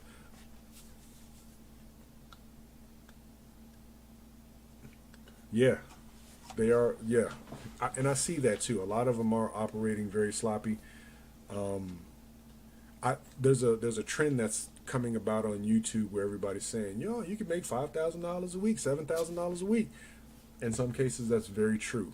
It reminds me of when I got into carpet cleaning. I had researched carpet cleaning and decided I wanted to buy a van to do carpet cleaning. The advertisements for getting into carpet cleaning is you can make $150 an hour. That's very true. You can, and I have. But that's not consistent for a beginner business. So just like for $5,000, $7,000 a week, if you're not going long haul, if you're not ready to hit the road like you're crazy, mark that out. That's not realistic. What is realistic is $1,500 to $2,500 a week. That's realistic. And it's a form of clickbait. See, this YouTube thing is to me another business avenue. I'm treating this like another business avenue. So I want to grow this to the point where this becomes a viable business as well. So the people that have the sensationalized titles, which I'm not knocking them. I'm not gonna knock anybody that does such things because that's part of the business of YouTube. But if you're doing that, there's a financial gain to that, and whoever's gonna look at that and take that as advice needs to understand that aspect of it as well. Just like whether it be somebody saying it on YouTube or in your face saying, "Hey, you can make $5,000 to $7,000 a week with the box truck." Okay, well, what's the premise behind that? What are you doing to do that? And to each his own. I'm not, like I said, I'm not going to knock those who put those titles out there like that, and they might very well be doing that, but there's asterisk next to it because not everybody has the ability to do that type of run. Just like not everybody can do Amazon, because some areas of the country, Amazon is dry as a bone. You cannot do Amazon. I have my facility. Can I show this on camera? Can you guys see that? Is it going to focus? Oh no, it's not going to focus. Jeez, I wish it would focus. But looking at this load, my facility is 13.58 miles away. That's my deadhead. 13 miles, that's it. Some people have 50, 60, 100-mile deadheads or more. And some, it's just not realistic for you to use Amazon, for you to do Amazon freight, because for you to get to where you got to go, it's out of the question. My deadhead is 13 miles away. So when I'm ready to go to Amazon, I leave an hour early because I want to be there at least 30 minutes early. So when I leave for Amazon, I'm only 20 minutes down the road, down the highway. That's it.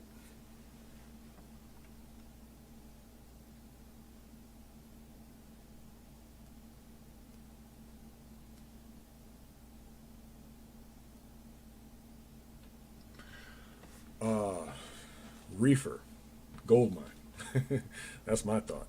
And now that Amazon has opened up the reefers, definitely gold mine. Once again, you got to take everything with a grain of salt when it comes to YouTube. But some of the guys that I've seen do the reefer loads for Amazon and anybody, the brokers, gold mine. You think about where the last 100 miles of a lot of reefer products, they're going to grocery stores. They're going to places that are going to, whether it be a McDonald's or I don't know exactly how they do it, but you know, restaurants, grocery stores and stuff like that. So a lot of those places you cannot get a tractor trailer in there, just the way it is. So, and a box truck holds more than enough product to satisfy a decent size, maybe not a full on Walmart. Walmart has their own deal going on anyway, but your average grocery store and box truck holds enough product to satisfy what needs to be had inside of a grocery store. So the reefer loads, yeah, I mean, you can't go wrong with them. And then you can still carry dry freight. Just turn the refrigerator off, depending on how cold it is. But yeah, gold mine. I box truck and tractor trailer. It's specialized. Anything that's specialized like that is gonna blow. Kind of like the flatbed thing. So with the hot shot, if you're doing flatbed loads, that's specialized because you're gonna have to do tarping and all that good stuff. But it pays really well. Honestly, flatbed guys make more than box truck guys. Honestly.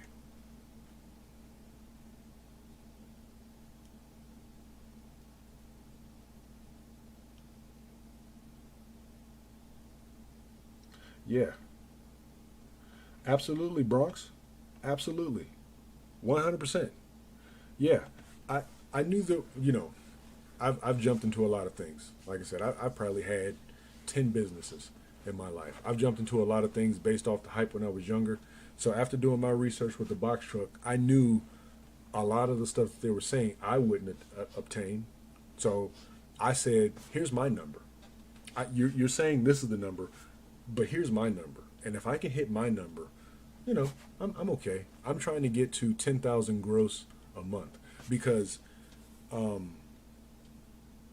5-year plan is bigger than box trucking. YouTube is part of my 5-year plan. Real estate is part of my 5-year plan. I might even, I really want to get into a car dealership because I like cars and I like fixing cars. So I have a breadth of things that I want to do in my current 5 year plan that I'm in. So the hype is real, but at the same time, like you said, you get to hustling, and as long as my number is real, I'm okay with what I get, with what I make. I'm home. Well, I got to drive at night, but I'm home every day. I'm not missing out on family life. I don't have to leave my family here for weeks on end, and I still make enough money to sustain and eventually grow. So I'm fine with that. Yeah, flatbed semis make, yeah, they make a lot, man. What's his name? What's that YouTuber's name? Trucking with Tay. That's his name. How could I forget his name? Go watch Trucking with Tay and all the YouTube channels that pop up around Trucking with Tay. Yeah, I mean, not to say that a van driver can't do 50,000 a month, but he did 50,000 a month. 50,000. That's a lot of money, man. I mean,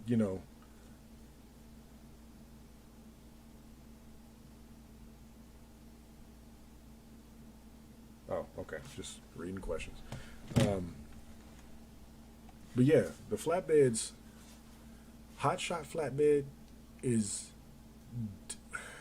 if you go hard, another channel, Toe Piglet. If you want to learn about flatbedding in a pickup truck, go look at Toe Piglet. That boy, he makes money, man. He makes serious money, and I don't know if a box truck can compete. I really don't.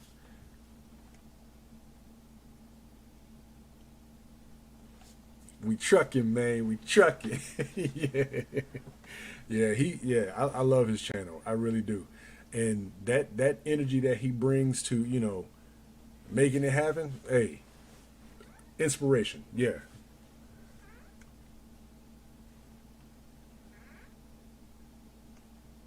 yeah. I mean, this is a tight knit community. We all watching each other. You know what I'm saying?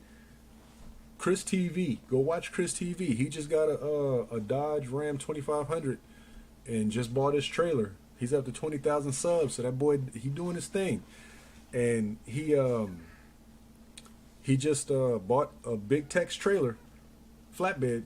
So he's about to hit that hot shot. And I got my truck is he got a 2014. I got a 2012 F350 single wheel. My tow capacity I think is 14,000 on a gooseneck. But that's more than enough because you don't want to carry no more than 10,000 unless you got a CDL. So I'm waiting to see what he does over the next month or so with his hot shot rig, because that might be the next route I take. Okay, so yeah, hey, to the new people that came in, Michael, S Cup New Trucking. Let me tell you guys, because you weren't here earlier to hear it. There is if you're doing your FMCSA, you got your LLC, you got your business license, your EIN, you got your DUNS number. There is, if you go watch Big Vic's latest video. He has a website that you can go to get a business line of a business credit card. It's called Capital. I forgot again. Hold on. I got it right here. It's called Capital on Tap. Okay. Go sign up with them if your personal credit is good. It does do a credit pull, but it's a soft credit pull because I'm very protective about my credit, so I don't like people. And I'm totally cheerleading for Big Vic right now. But go sign up. Go use his affiliate link. Number one, he has an affiliate link up. Go sign up, and if you got all your business stuff straight, go sign up and get you some capital. So if anything goes wrong, you got a card to use. Okay, I think it's $10,000 depending on your business setup. So, Capital on Tap. Okay, go to their website and sign up. 13K in 2 minutes. Wow. It told me 2 days. Is something wrong? My FICO score said I was like 700. Man, what's going on?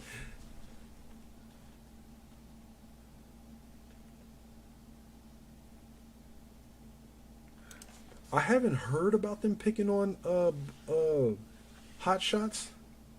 Here's the thing about that though. Be right. Don't worry about what they do.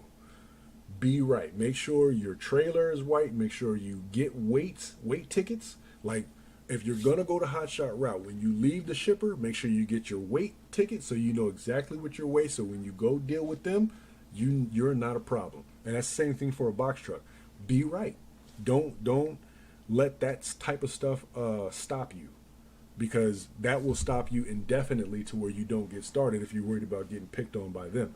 Just don't make sure all your I's are dotted and your T's are crossed, you know, and you ain't got nothing to worry about. So if they do stop you, you give them the paperwork. Here's my paperwork. I'm good to go. Here's the bill of lading. This is my weight ticket. I'm good to go. So they make you stop on the scale. You know your weight already. You know they can't mess with you. So I was just watching a couple guys. I forgot their name, but they said I don't know much about hot shotting, but he's been to the DOT station, and he said his score was like a 78. I guess the higher you go on the scale, the worse it is. He said they had so many violations that they were about to get put out of commission, and he said the guy told him it takes you to how did he say it? He said to get right, you'd have to go through the weigh station 4 times just to remove one bad mark. That's what he said. 4 times to remove one bad mark.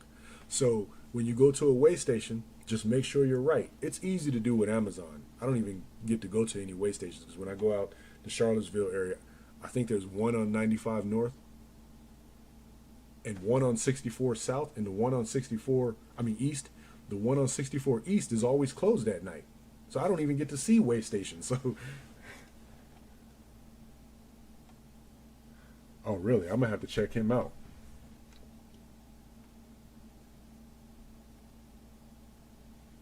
Yeah, I mean, and that, you know, if people are operating sloppy, I don't, I don't know. There's rules and regulations, man. I would say don't try and skate around them. Uh, the guys that I was watching earlier that had all the violations, one of the things the older gentleman said, he said, go to them, which is smart. Don't wait for to come check me out. Let me come to you and say, hey, check this out. You know, don't skate around them. Don't be afraid of them either, because they're pencil pushers, and rightfully so, because if you the speeding is ridiculous, and they do their job correctly because they're protecting the public. Because you got to remember, even with let's say a Dodge Ram 3500 with, you know, 9,000 pounds on a trailer, that thing crashes, killing somebody. So those guys are doing a good job when it comes to trying to clean up what goes on in the trucking field. Because at one point this stuff was so unregulated, it, you know, like I said, I've been a driver before, a Class A driver before. I've literally seen a guy. This is before I was actually driving. I've literally seen a guy in the driver's seat unfold $1 and get some nose candy. Okay, I've literally seen that. I was like, whoa, buddy, I'm in this truck with you. I'm out. I can't. You're not gonna be driving while doing that with me in the truck. I'm like, nah. So I get it.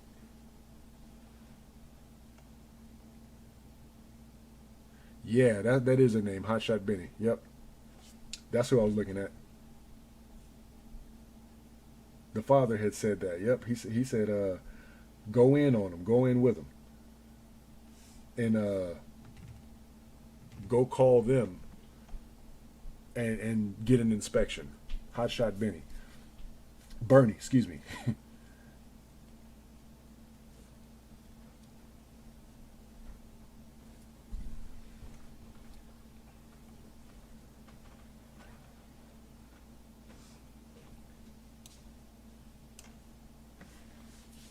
But yeah, I would say, you know, don't be afraid of them. Don't make them seem like, you know, bullies and picking on you and stuff. Because if your stuff is right, there's literally nothing they can say. And just like, some officers, they might,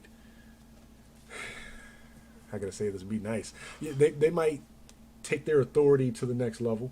You know what I'm saying? But as long as you present yourself in a pleasing manner and have all your paperwork right, if they're going to,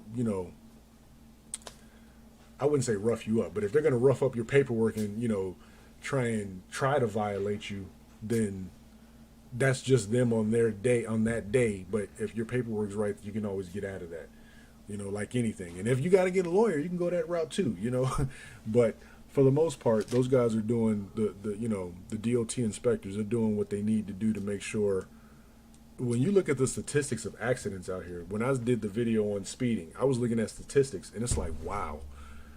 And then when I see guys, I'm driving to Charlottesville and somebody blows past me like a box truck. I'm doing 65 and he blows past me like he's in a Honda Accord. It's like, come on, man. That's why they're out there, to protect not only me, not only him, but the little car that he's going to blow up past and crash into if that car decides to slam on brakes. It's crazy.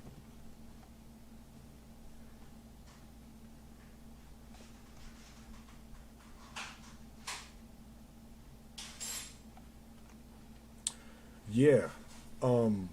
With the LTL load, see, here's my thing about Truck Stop and DOT. They need to make these brokers and these shippers really break down what they have and stop excluding box trucks. That's what they need to. That's what DOT and Truck Stop and all these load boards need to do.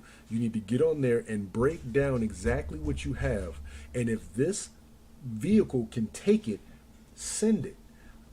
I don't know what the bad deal is about. A lot of these brokers, they don't like dealing with box trucks. They say, oh no, they don't. The shipper doesn't want to do box trucks. Like, what for? Will it fit in a box truck? If it'll fit in a box truck, then ship it in a box truck.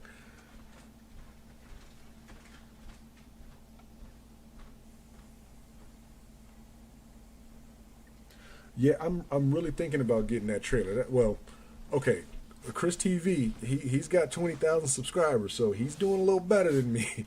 He paid 11.5 for that bad boy cash. I don't have that right now. With my pickup truck, I need to I put a bed liner. I got a liner in it. I'd have to get that removed, which I don't really want to do that. But I need to upgrade the turbo on my truck. I'm not doing heavy loads right now on my truck, so the 2012 F350, the turbo is an issue on it. So I'd like to upgrade the turbo on it. And what else did I need to do to it? Something else. I got to do something else.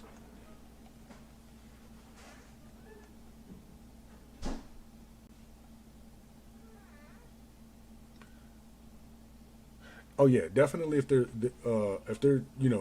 if the item can't be loaded back to front, then yeah, Amir, you definitely can't use a box truck, and I get that. I get those types of loads, but or if it's too tall. Sometimes with the hot shot, some of the loads are 14 feet tall, but the flatbeds sit lower, so it's able to accommodate that and still be DOT regulated for height on the road. So I get those circumstances where it's like, all right, you got to use a flatbed, but there's a lot of stuff that goes on flatbeds that can be loaded inside of a box truck, but they don't want to do it.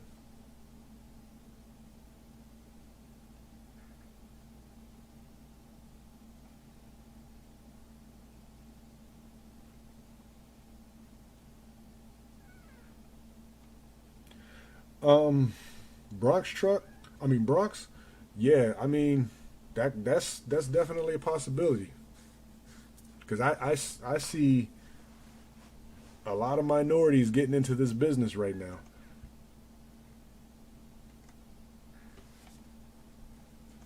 But Bronx, here's the thing.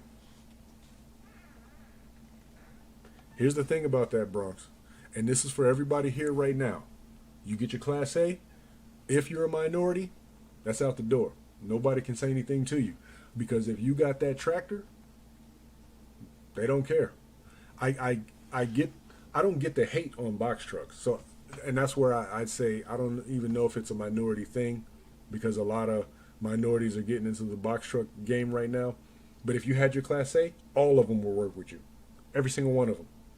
Any shipper that has a tractor trailer load, you're in if you call for that load. They don't care. That's why where I would say it's not about that. I think it's just I can't even tell what it is, man. I don't know what it is. Why so many these brokers and shippers are like, you can't have a box truck. Like, why? Your load is only 8,000 pounds. You were gonna load it into a dry van anyway. What's the problem with the box truck? I don't know. Maybe they just see it's not trucking. Maybe that's what it is. Because I know truckers are very snobbish. I do know that. When I was a trucker, I dealt with a lot of truckers. We stopped at truck stops.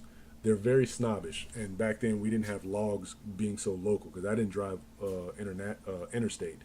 I only drove in Virginia. But yeah, truckers are very snobbish. You know, like many communities, it's like this is what we do. And if you don't have a tractor trailer, you're not a trucker. You know, and maybe that's what it is. I'm gonna say that. That's what it is. They're very snobbish, and you know, we box truck guys stopping at truck stops and taking their pumps when they need to fill up with because their loads are important. You know, that could be a part of it. I'm not gonna say that definitively, but that definitely could be a part of what's going on. It's really crazy, but oh,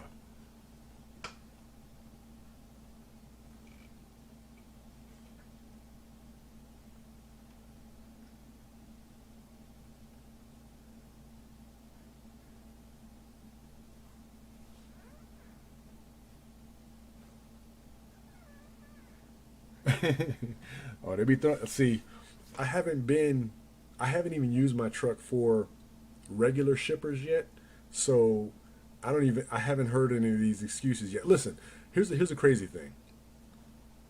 Amazon is the absolute best thing smoking for box trucks right now. So if you're not in an area where Amazon is, I'd say go Class A. Go Class A. Amazon is honestly the best thing in my area, hands down. I don't have to go over the road. I can get loads once you get your score and all that good stuff. And I can make decent money. I might not be making the top dollar, but I can make decent money. One of my problems with Amazon is I wish they do day loads. I don't know why they don't do day loads. I've heard people get them, but I don't get them. I don't know why, but I don't get day loads.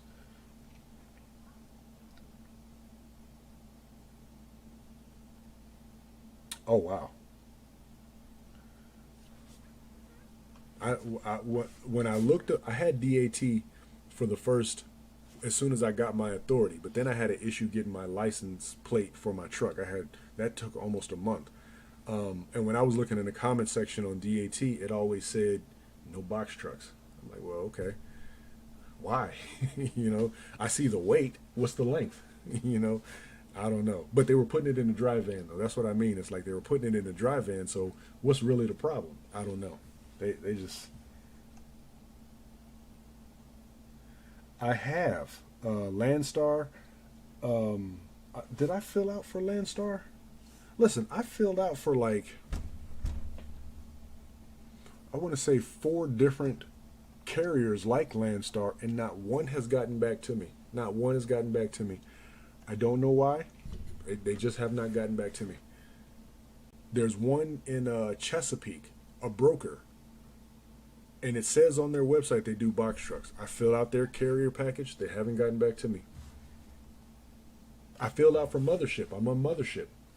Those who don't know what Mothership is an app to where you can get loads for box trucks. They do box trucks.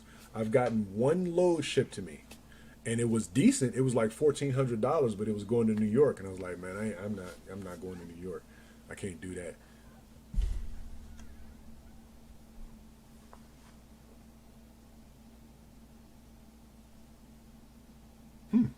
FedEx, huh? Huh.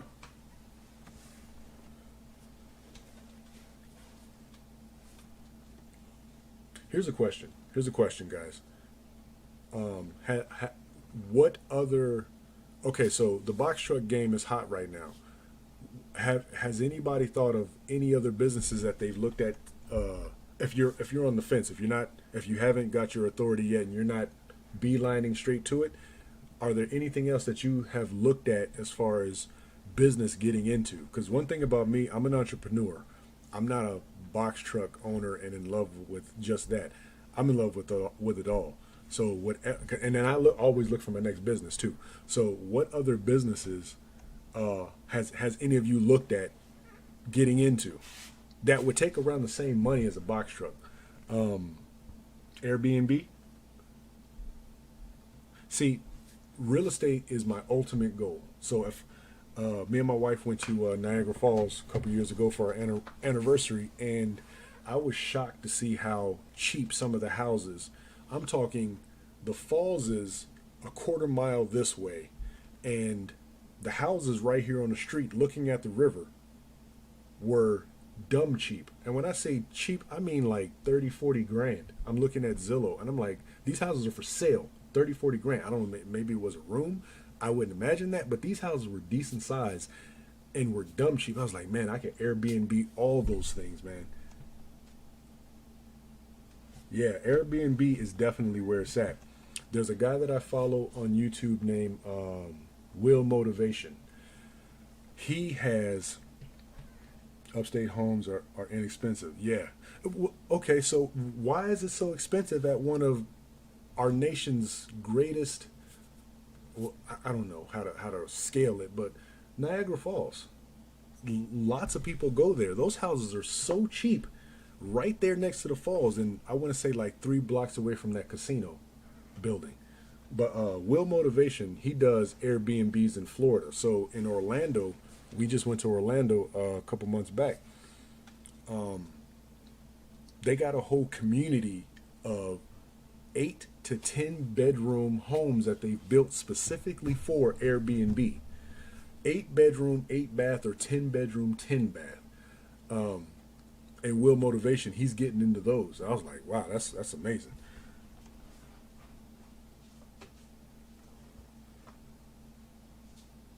Oh, okay.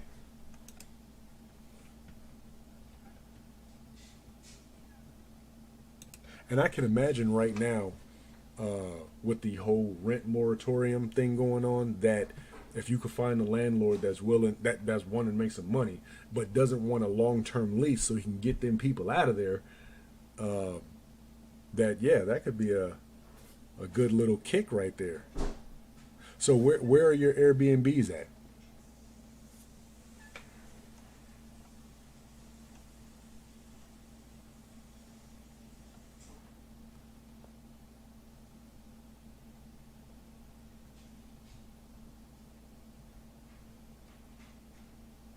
Is that in the Bronx? Bronx?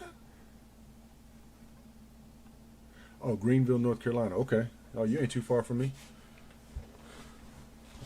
A couple hours down the road.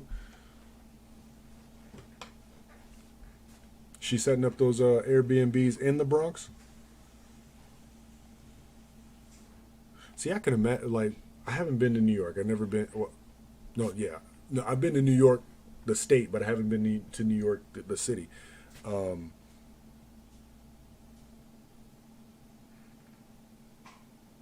okay, okay. Scranton. I can imagine if I went to New York. Um, I don't know where I would stay if we were staying overnight. Like just stay in a hotel in Manhattan or try and find an Airbnb um, in one of the boroughs or something because I know it would be cheaper. And then transportation is not an issue. You can, taxi, train, Uber. There's so many ways to get around in New York. You don't need a vehicle, so it's not like you gotta rent a vehicle. Because every time we go to Florida, we rent a vehicle. I got a big family, so we got between me and my wife. I have 4 children. Our last child is ours together, but together we got 6 kids. So, but now one's out of the house. He's 20 years old. So, He's out doing his own thing. My daughter's next.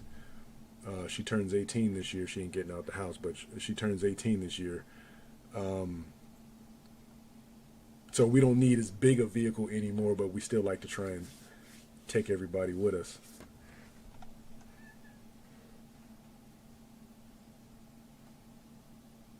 Oh yeah, yeah, yeah. We ain't getting on no trains, man.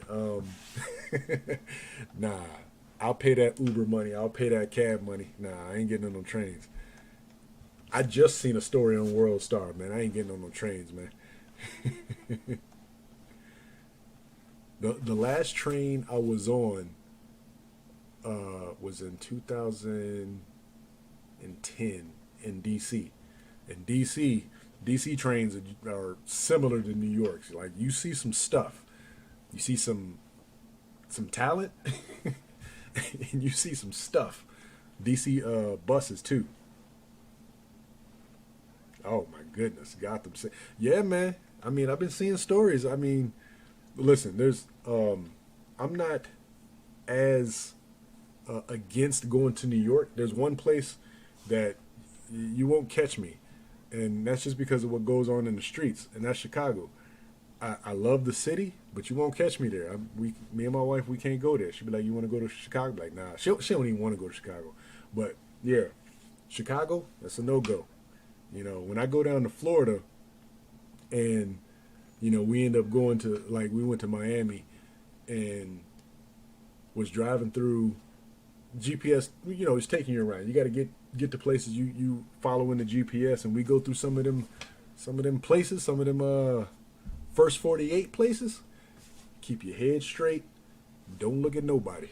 Don't look at nobody. Nope, I don't look like nobody. Yeah, nope, you ain't seen me before.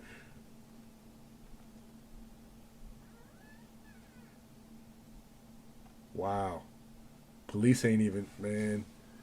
Yeah, see that New York. Okay, this pandemic has brought out some viciousness out of people. Um, Things have changed in New York because people are hungry, man. Yes, sir, Miami boy.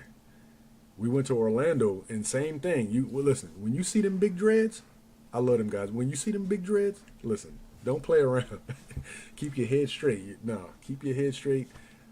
Follow GP. Oh, you said turn left? I'm turning left. We getting out of here.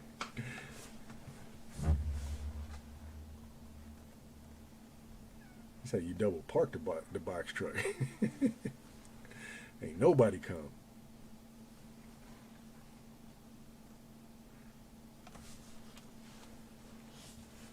There's um,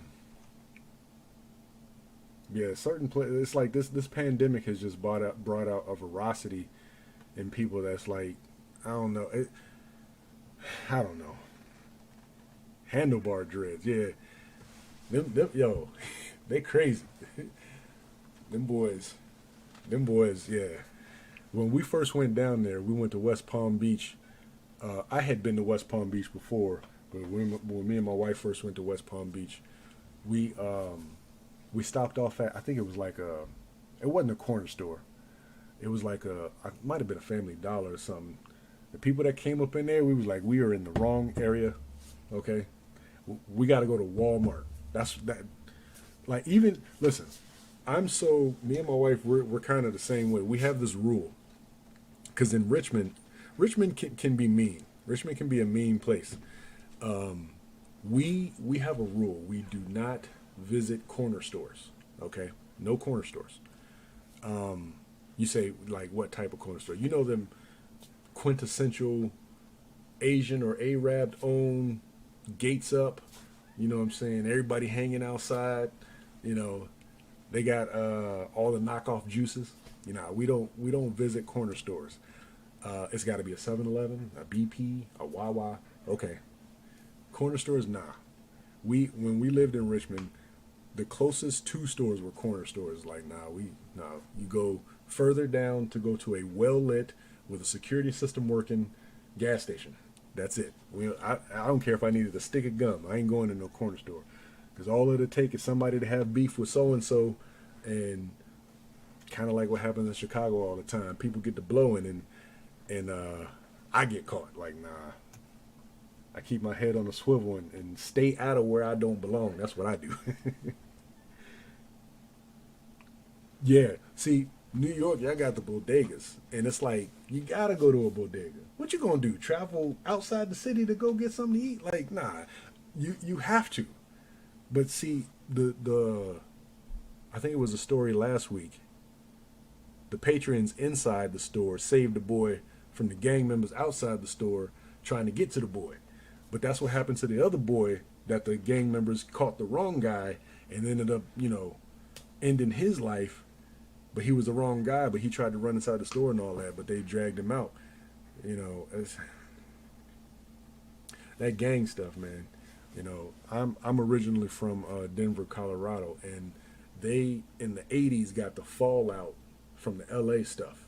So when gangs was hitting real hard in LA, Denver was getting the fallout of them guys coming over there and setting up gangs and stuff, and that's why we ended up moving over here to Virginia. So when we got to Virginia, there ain't really no gangs in Virginia.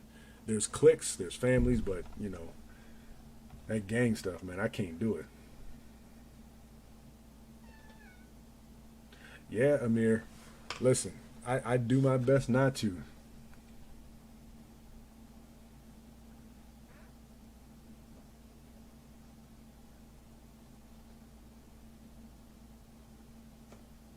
Yeah, I mean, S Cup, New Trucking. Yes, they are just like us, man. They are. I, the difference is, because when it comes to people in the hood, I grew up in the hood. You know what I'm saying? I'm a hood baby myself. But when it comes to people in the hood, the difference between where I sit and where they sit is they don't see that they have possibilities.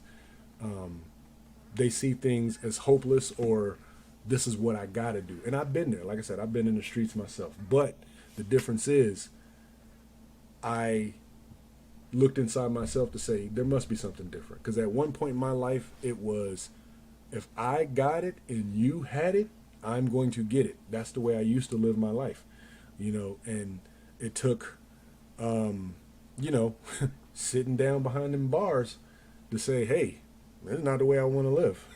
So at some point, you got to make a change for yourself. And that's where the accountability comes in. Yeah, I'm in the hood. Yeah, we broke. What you gonna do to change it? That's the question. What you gonna do to change it? Because when I started in the moving company, and I got to go see people in big houses that were not famous.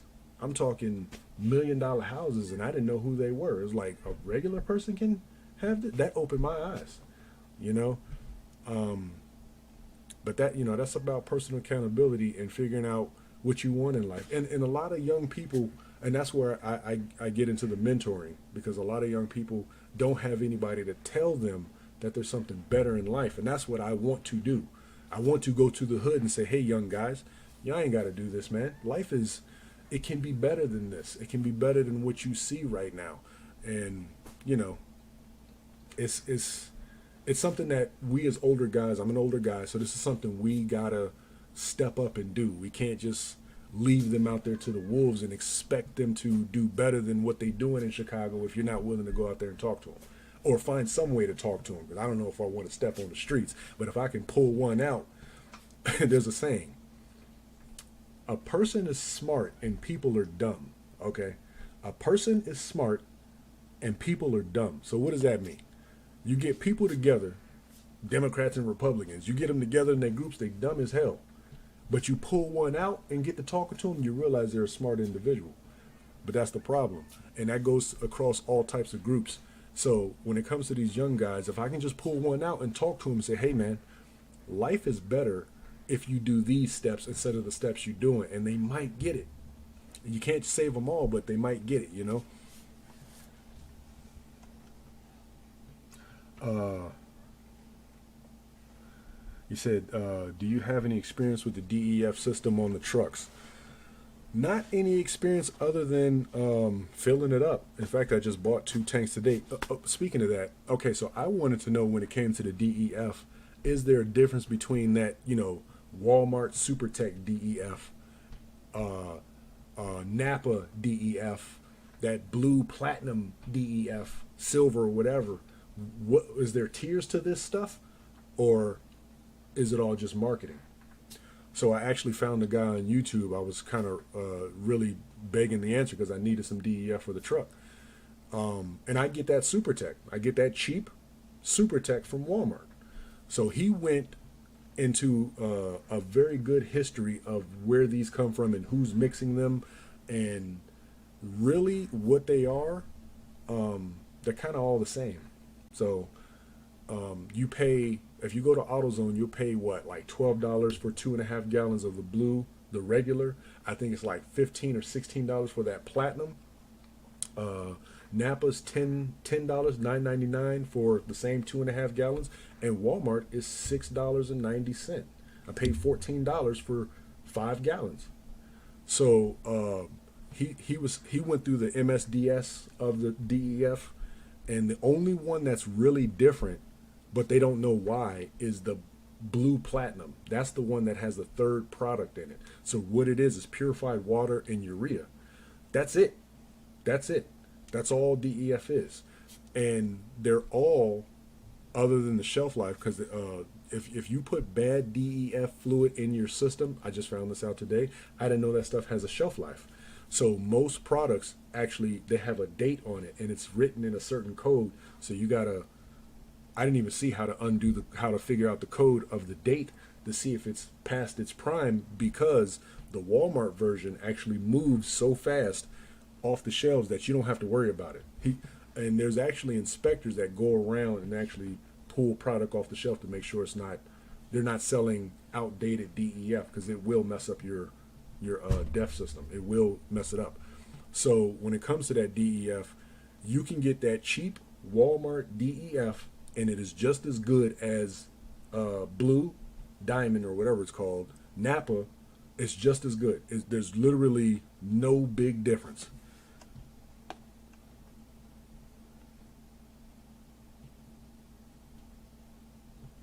The 2 gallon in stores is 17, $3 a gallon at the truck stop. Very true. Yes, and a lot of people were saying in the comments that the DEF at the truck stop is always refreshed, so you don't have to worry about getting old batches. But they still do test the stuff that's in the truck stops too. So yes, it is cheaper. My DEF is on my passenger side, so when I fill up, the DEF is usually on the driver's side. So I have to flip around if I wanted to get that DEF. So I usually don't get it from there. So what am I paying? I don't even know how many gallons mine hold. I think mine only holds like 7 gallons.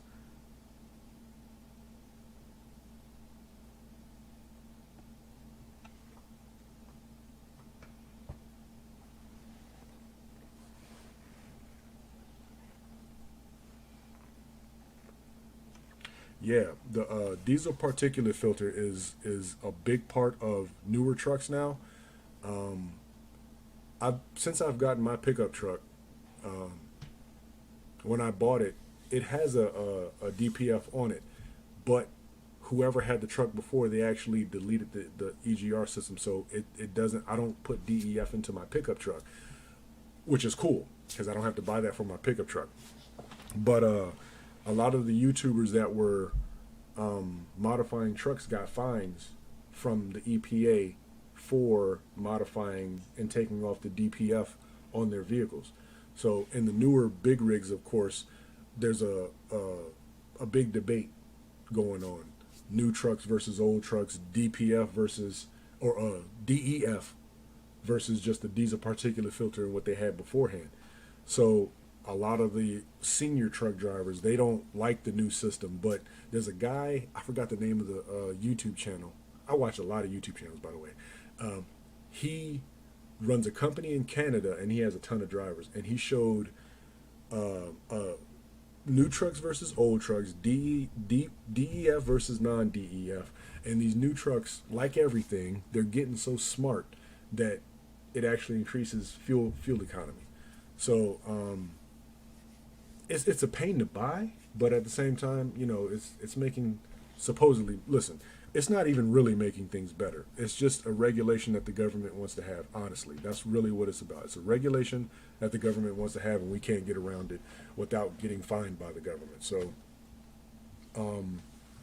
newer trucks, I mean, they got great fuel economy for the weight that they're carrying. You can't get around that. You really can't.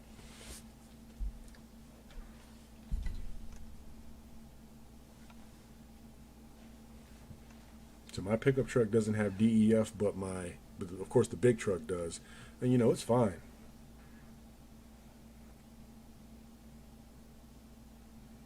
Yeah, I mean, it is a. The thing about soot is it doesn't linger in the air. Smog that we see in the air doesn't come from diesel trucks; it comes from cars. That stuff doesn't linger in the air. It's too heavy, so it actually gets washed out the air way faster than smog, which is crazy.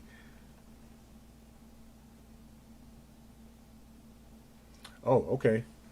You got the delete on your pickup truck?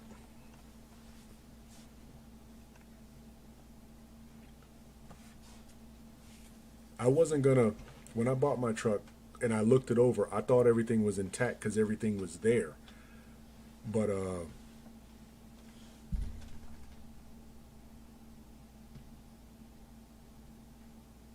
I think I. Oh, you got the delete on your box truck. Wow.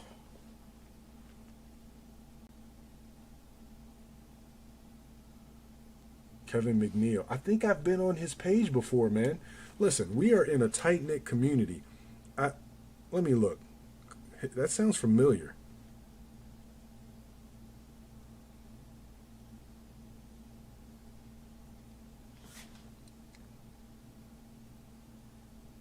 I think I have seen him before.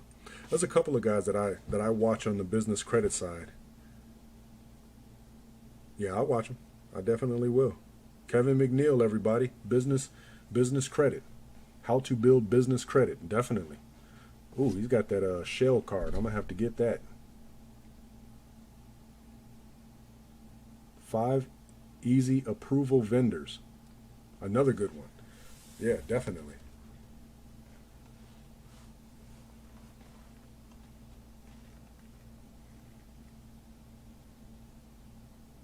Okay.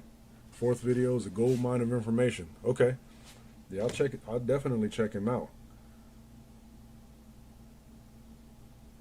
It's those types of tips and tricks, especially when it comes to credit, that could get you out of a pinch when it comes to whatever might go wrong with your business, and that's for several types of businesses.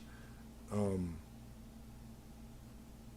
I don't have a factoring setup right now. I'm actually going to go to RTS, the box truck couple. They have an affiliate link, and I told her I'll use her link.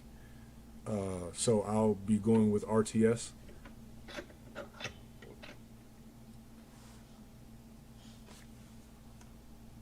There's another guy, another box truck guy who has an affiliate link for RTS as well.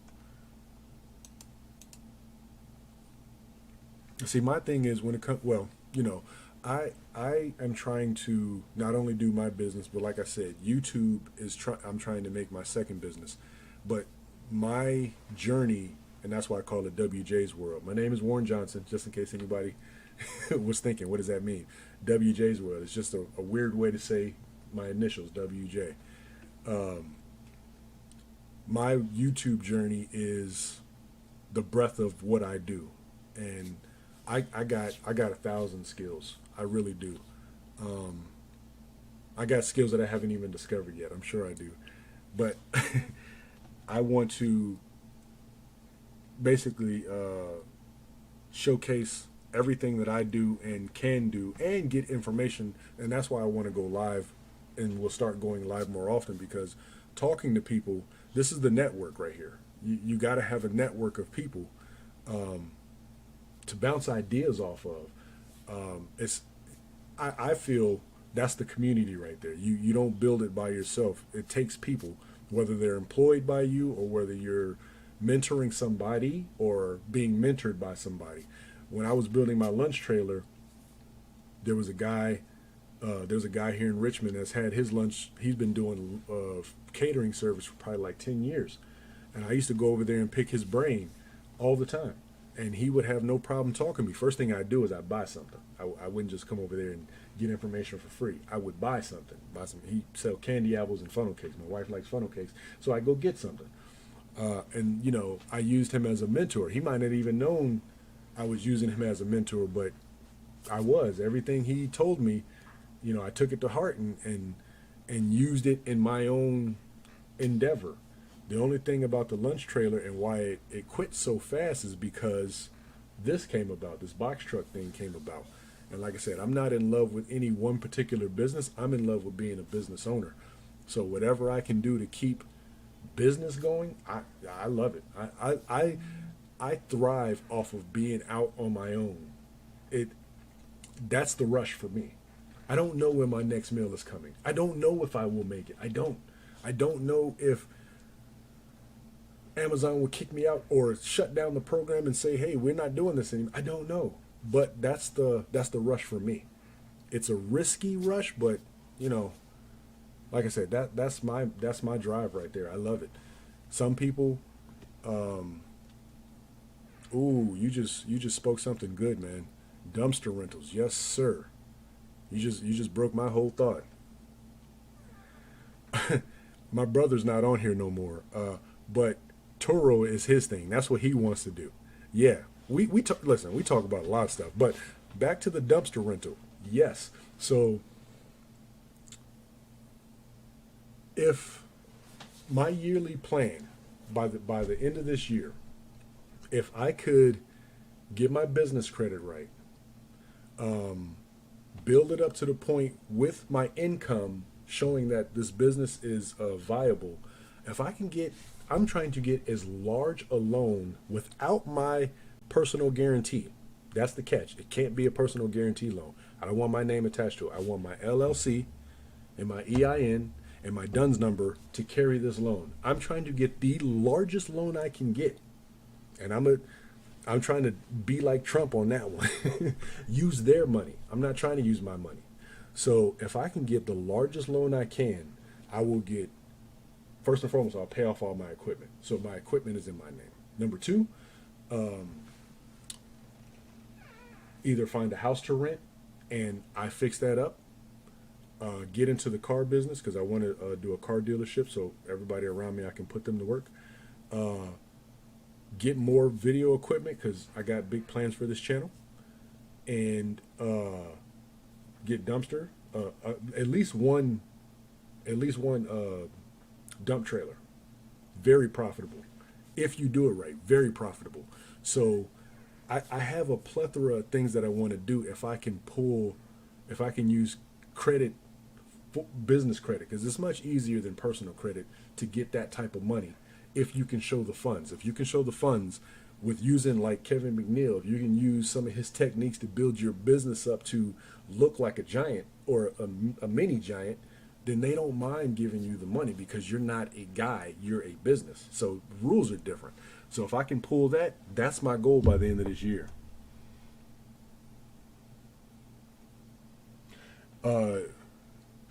Yes, you do have to pay to dump the garbage, and you usually factor that into the price. So here in Richmond, where I'm at, let's say anywhere within 30 miles, I'm all around Richmond. The dump is on the airport side of town, and we have one, I think, in the east side of town too. It's usually, they do it by weight. Yeah, I look up home prices everywhere I go to. I'm the same way. Because, like I said, real estate is my main thing. And at the same time, if I had a dump trailer, I can use that too. So when I'm renovating the house, I can go in and do the demo and take everything out and trash and all that stuff and put it in my dump trailer, take it to the dump myself. And that's one less expense that I have to incur when doing a remodel. To be 100% transparent, I'm not an expert at remodeling or house repairs or anything, but what I am an expert in is trying. I'm an expert trier. So I have no problem. Like HVAC taught me a lot. It teaches you a lot of electrical, a lot of plumbing, and even building to a degree. So when I built my lunch trailer, I had to learn more carpentry. So much so that when by 2025, this is part of my plan too. By 2025, I want to build my own house. I want to build my like me. I want to build it. My kitchen cabinets, I plan to build them. Bathroom cabinets and stuff like that. I plan to build that stuff myself. That way, it can be exactly the way I want, to the strength that I want, to the quality that I want, and it's not going to cost me no more than 200 grand. This house costs 200 grand. So by the time I'm done with this house, it's going to have new floors in on the whole first floor, 2 new HVAC systems, driveway. I got to do these windows. I already did the front door myself. That was the first big project because I broke the screen door. So I said, forget it. We'll just go ahead and replace the whole damn door because it was leaking anyway. Replace that door. I want to change the glass door to French doors. Redo the back door. Redo the bathrooms. Oh,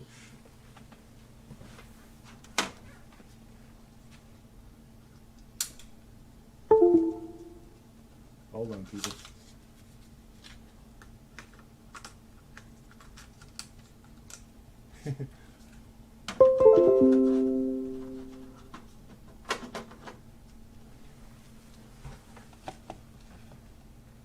I think my video went out.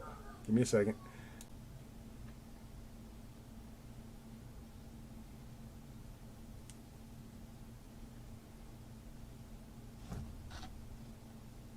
Hold on. I think I can get it back up.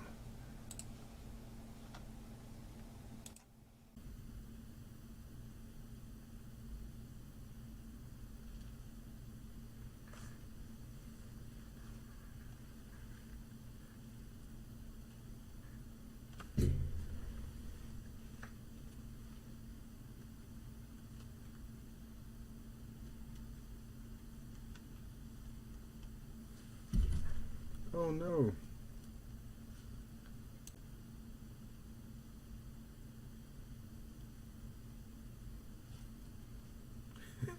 My battery went dead.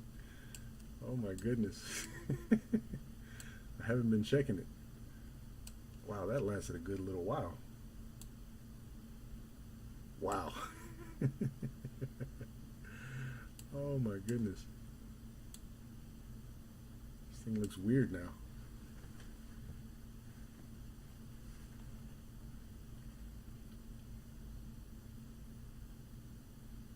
Oh, it's actually moving. Okay, let me leave that alone.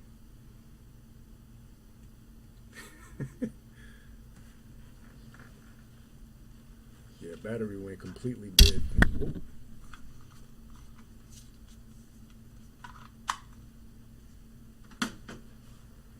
I don't think I've ever killed one of those batteries.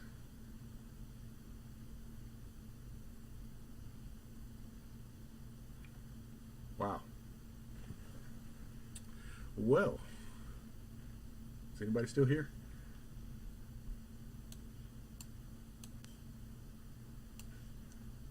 Oh, I just died out on me. Whoops. That will be my fault. Not looking at the battery. I should have been looking at the battery.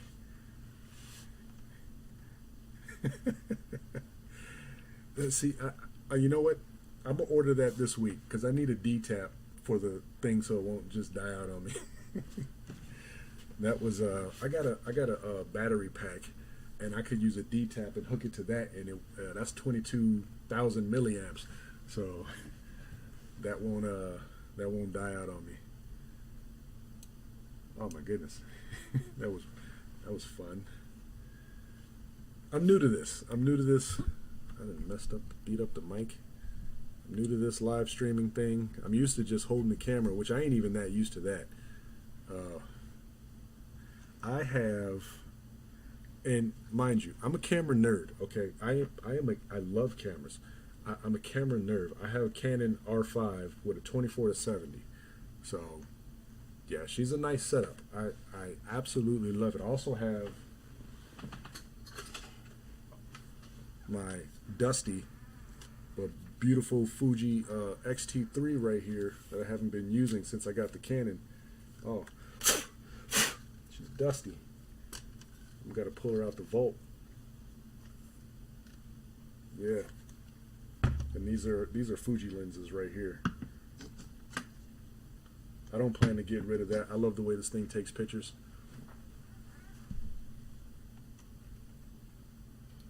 Oh, you just bought a 2013 Ford F-750?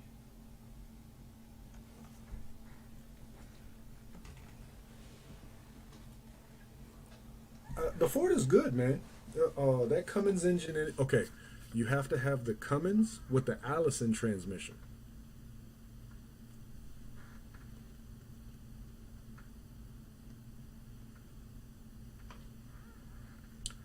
Wow. Wow, 3,500. I knew I saved myself some money. Wow.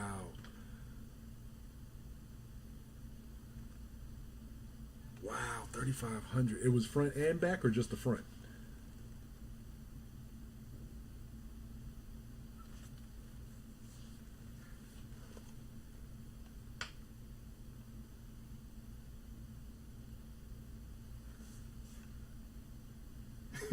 I'm sorry. Listen, the prices of commercial are just crazy. Okay, okay, you got both done. Okay, at least you got all of them done for that price. The prices, for some reason, they think we're made of money. You know, they don't they don't understand we are just getting into business, and their prices are ridiculous. They are ridiculous. 3,500 for rotors and brakes, and you have the equipment, you have the lifts, you have the air tools. It literally takes you. It didn't take me long to do it. Now I'm on the street with a jack.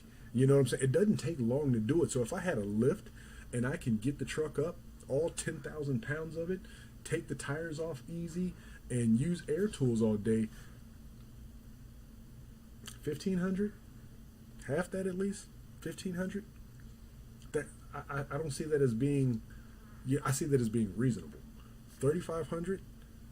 It just doesn't take that, man. It doesn't take that.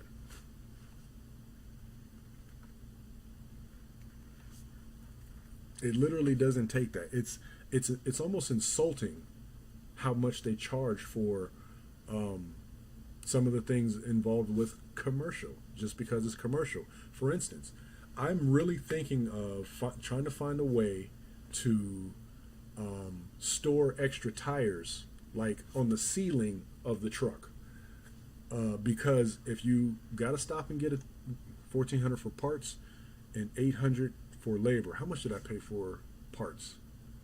It was 340 for all four rotors,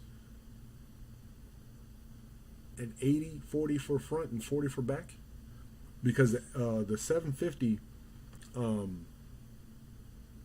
are you hydraulic or air?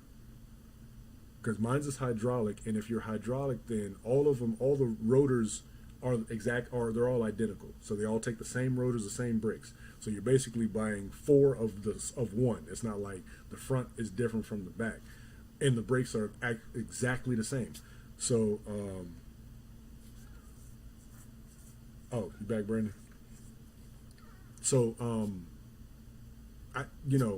if it was 1,400 for all, it's like ouch. But at the same time, it's like you have all the equipment, so why do you feel the need to gouge? I can't call it gouging, but it is, to me, an overcharge. It really is an overcharge, and that's why. I mean, I know a lot of people aren't good. They're going to look at my video of me changing the rotors, but they're not going to tackle it themselves, because it is a different realm than jacking up your car and changing the rotors on your car, you know. But like I said before, when I first started the live, you get that Milwaukee half-inch impact wrench, the one with 1,800 foot-pounds of nut-busting torque, it says. I use that on every bolt on there. I'm not tightening or untightening anything with my hand. So that tool is a big part of why I can do it myself. So anybody can buy that tool. I think I paid $270 for that tool, but I already had Milwaukee batteries, I'm already in the Milwaukee ecosystem. But when I change the shocks, I use that tool. When I change the rotors and brakes, to take off those heavy lug nuts, those are like 140 to 150 foot-pounds of torque. That thing takes it off. I'm not touching none of that. I appreciate it, man. I really do. And at the same time, okay, if you watch Big Vic, he just got a quote on his on somebody replacing his engine for his, what was it, 2003 truck. They quoted him, and yours is your price is mild, okay, Anthony, your price is mild. They quoted him $23,000 to rebuild what he has going on with his engine. 27 if he wanted a brand new engine. 27,000. The truck is not worth 27,000. Or if you were buying one that's in decent shape, it's 27,000. My truck was 31,000. So it's like, what are you gonna do? Are you gonna buy an engine that's the price of the truck, or scrap the truck and go get a whole nother truck? Yeah, it's like in no way, shape, or form. Yeah, that's a real wow. In no way, shape, or form should like when I look on eBay, because I've looked at the ISB inline 6 that comes in our truck. Block and head alone is $10,000. I don't know why. Because it's commercial. That's why. It's ridiculous. It really is. So if I had to, I would probably end up. Listen, diesels are. How can I put it? They're indestructible if you treat them right. They're indestructible. These are million-mile engines if you treat them right. So when I say stop speeding, especially if you own your truck, stop speeding. Your engine is on the line. These trucks and diesel engines at these weights are not meant to be doing 75, 80 miles an hour because you want to get home. You should slow down because your engine is on the line. It is. So, and then your turbos are on the line. I mean, the turbo is going to run you, $2,500, $3,000 for one of them. If you're getting it done, it's going to cost you literally like $600 to get a turbo if you do it yourself. I think I seen one for $750. The ISB Cummins engine, 2013, 754 turbo. But if I go get that done, I'm looking at like $3,500 to $4,000 for that same job. Just because we're in the commercial realm. So that's why I tell people, you slow down because your tires are on the line. These tires are not Bugatti tires. You're not meant to be doing 75, 80 miles an hour. You're not. I know the truck can, but you're not supposed to. You shouldn't be. Most states have a speed limit for the trucks. Trucks technically shouldn't be doing over 65, but a lot of states it says 55. Trucks aren't supposed to be doing over 55. Reason being is because slowing down, your tires blow. That's why we see tire guts everywhere, because they're blowing all the time. Then they get the cheap tires. They get the ply tires, the remanufactured tires where they put new tread on it. They glue new tread on it. Then you go blowing down the highway at 80 miles an hour and blow another tire. There's a lot to it. There really is. And when you're an owner-operator, and I get company drivers to a degree, but at the same time, if you're a company driver, because a lot of the guys at the Amazon facility that I go to, a lot of them are actually employees to somebody who owns a truck, and they're doing the runs for them. So if you're a company driver and you're blowing down the road, you're taking off like it's a Honda Civic. At every light, you're mashing on the gas and taking off. When it comes time to your raise, don't be mad when you get 25 cents. Don't be mad. Remember, you're causing that company breaks and teardowns and stops on the road. Even when I did HVAC, I drove a box truck, a little 16-footer. Nothing big. That's what we did our installs out of. But a lot of those guys would get on the highway and run those trucks into the ground and then be mad when they don't get a raise. Well, the company has 50 box trucks and 45 guys are running their trucks into the ground. That costs. Everything costs. So I wish more people would have a sit down with some of these truckers and be like, yo, slow down. Well, I mean, you're getting paid. What's the rush? I, what's the rush? My battery box cover came from the Ford dealership itself. So I actually seen one on eBay. So I believe you can go to eBay and get it, but the one on eBay was actually more expensive. So I didn't get it. I paid, I think $60 for it, I want to say.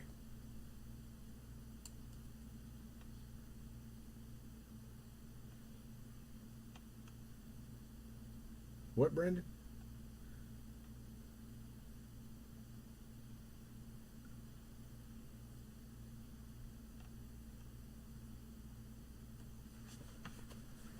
Are you missing yours? It's crazy because I didn't realize it was missing until I went for my DOT inspection at the Ford dealership. It was $75 for the DOT inspection, and that was one of the things that I had to get extra. He let me pass with it, but he said you gotta make sure you get it. So right there at the dealership, I went to go get it, and I think it came in like 2 days later.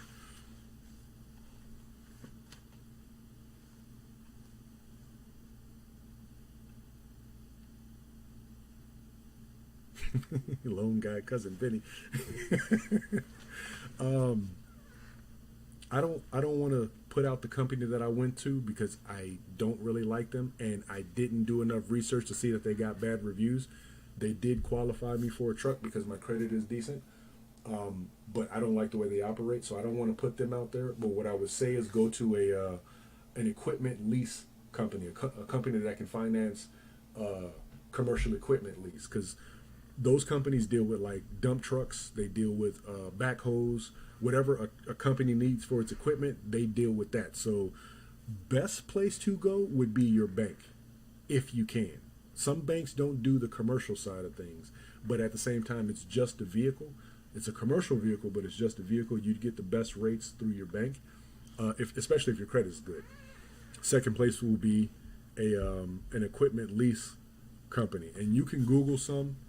Um, like I went with the first one that I found, and they were able to find me a truck. Okay, so my story is when I found that particular company, he actually got me in contact with a guy in Louisiana who knew a guy. It's like a guy who knew a guy. It's damn near cousin Vinny. A guy who knew a guy in Alabama that had some trucks. So it's like he didn't have the product. He knew a guy that had the product, so he hooked me up with the guy that had the product, and I went to go get the product. You know, so that's how I was able to find my truck. And then when I got down there, it's in the video. He when I went to Alabama, he had multiple trucks there, so his number was working, and then his number stopped working. So this is really some cousin Vinny stuff. I had people calling him, and then his number stopped working. So I called the number, making sure I had the number right. I had the number right, called it, it was out of service. Come to find out, the guy in Louisiana who hooked me up with the guy, he bought all his inventory. He's a trailer guy, so he bought all his trucks, and now he has the trucks. And I don't know how many he has now, but this was about almost a month ago now. But the guy in Louisiana, if you wanted his number, I can get you his number. I don't. He's a legit business, real nice guy too. But he sells trailers for the most part, but he also moves trucks as well. So if you wanted his number, I can get you his number, and you can call to see if he has some trucks. Because last time I checked, he did have trucks, but that's almost been a month now.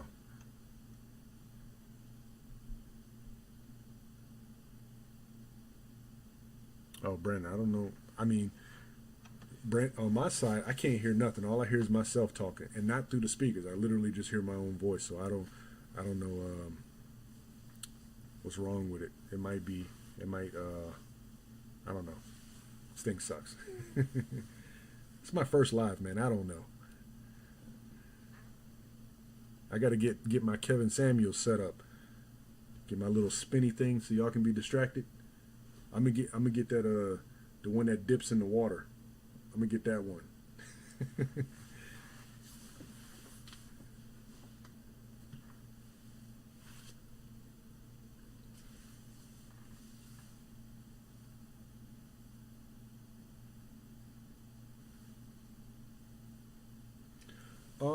You can get in contact with me on my Instagram. It's my Instagram is in the description. I hope it's in the description because I could have sworn I put it there, but it's in the description. You can check it out there. You can hit me up anytime.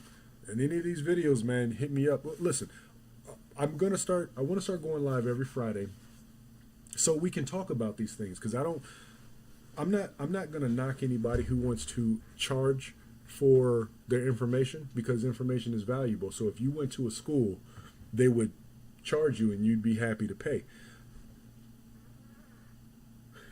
3Gen. I can't remember what the place is called.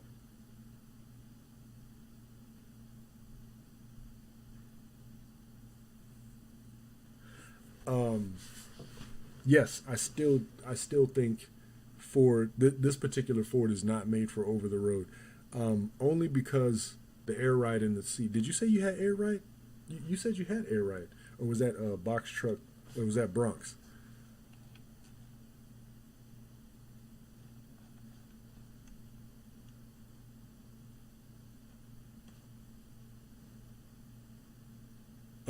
As I was saying, as far as I want to start going live every Friday so we can discuss who needs what. Because I might not be the person to give you the information, but there might be somebody in the live that has that information for you, and I can pass it along.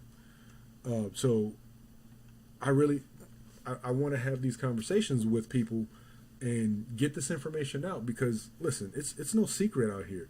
Anything that anybody's charging for, you can find out on your own with a little due diligence. But if you want to pay for it, okay, that's your cheat code. If you got it, it ain't it ain't tricking if you got it. So I'm not mad at anybody that's charging for the information that they have for box trucks. But if you don't want to pay for it, I'll get you what I can. It's not a big deal. You said you have no air ride. Listen, the truck is comfortable. It is. Long haul comfortable though, I can't see myself doing it. But if your back is good, maybe so. Yeah, I have a bad back, so maybe that's my issue.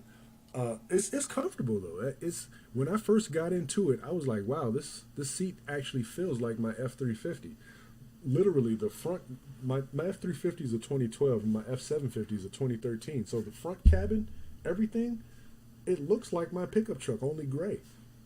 So when I'm driving it, it feels really comfortable. I have no problem driving it and, on my little short runs. Now, I did drive it from Alabama to Virginia. That was 10 hours. I didn't really have a problem with it. It did need some new shocks, but past that, if you're comfortable bumping up and down the road like it does, you've driven it, you know how it gets down. If you're comfortable with that, then I don't see no problem you having the ability to do that. I don't think box trucks in particular are good over the road because we have a section for that and it's much more comfortable, and that's tractor trailer if you go that route. Even Class B with a sleeper, so you can still have the weight and have the sleeper, have a 28-foot box, so you can take that extra, you can put 3 feet, 4 feet of sleeper cabin on a truck and still have a 26-foot box, and not have an issue with weight. But if your back is good and you don't have no problem doing that, I don't see. It can be done. People are doing it every day. It can be done. That's all in your abilities and what you feel you're capable of doing. Definitely.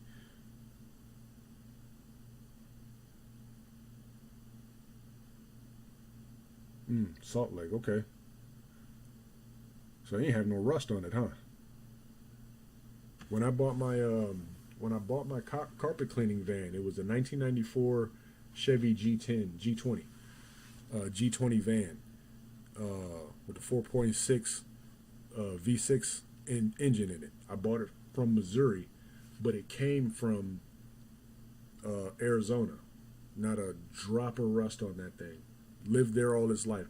That van was what, 12, 13 years old, well, 14 years old when I bought it, somewhere around there. Not a drop of rust on that thing. Nowhere. That van, I'm mad I had to get rid of it, but that van was immaculate when I got it. It was beautiful. All the vans around Richmond that I see like that are all busted and rusty. That thing didn't have a drop of rust on it. I wanted to make it. I wanted to paint it like the Scooby Doo van. That's what I wanted to paint it as. Or the A-Team van. I was thinking about painting it black and putting a red stripe on that bad boy, putting them red rims on it, and sliding out to do some carpet cleaning like the A-Team.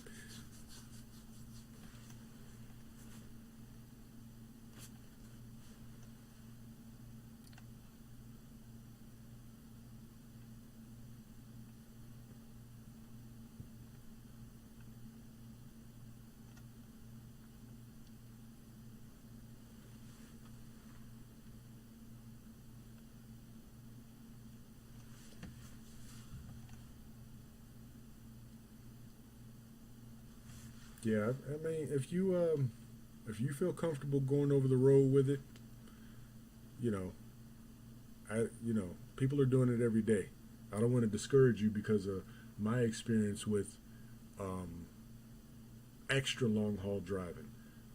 6 7 hours, I'm good and I'm ready to get out. But if you're able bodied, get her done. Don't let nothing hold you back. Get her done. Get out there on that road, because number one, the money's out there for you. So if that's the main thing, don't stop. Get it.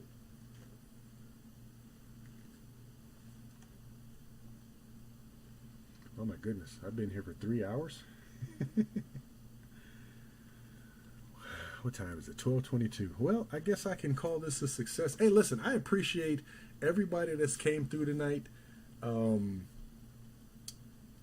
it's been fun. I've enjoyed talking to you guys. I want to hear voices next time, though. I don't want to just read this. I want you guys to be able to come in and talk like Kevin Samuels does. That's like my goal, to get my setup like that, to where you guys can actually come in and chat. I want to hear voices. I want you to talk. And I want you to translate to the people that are watching. So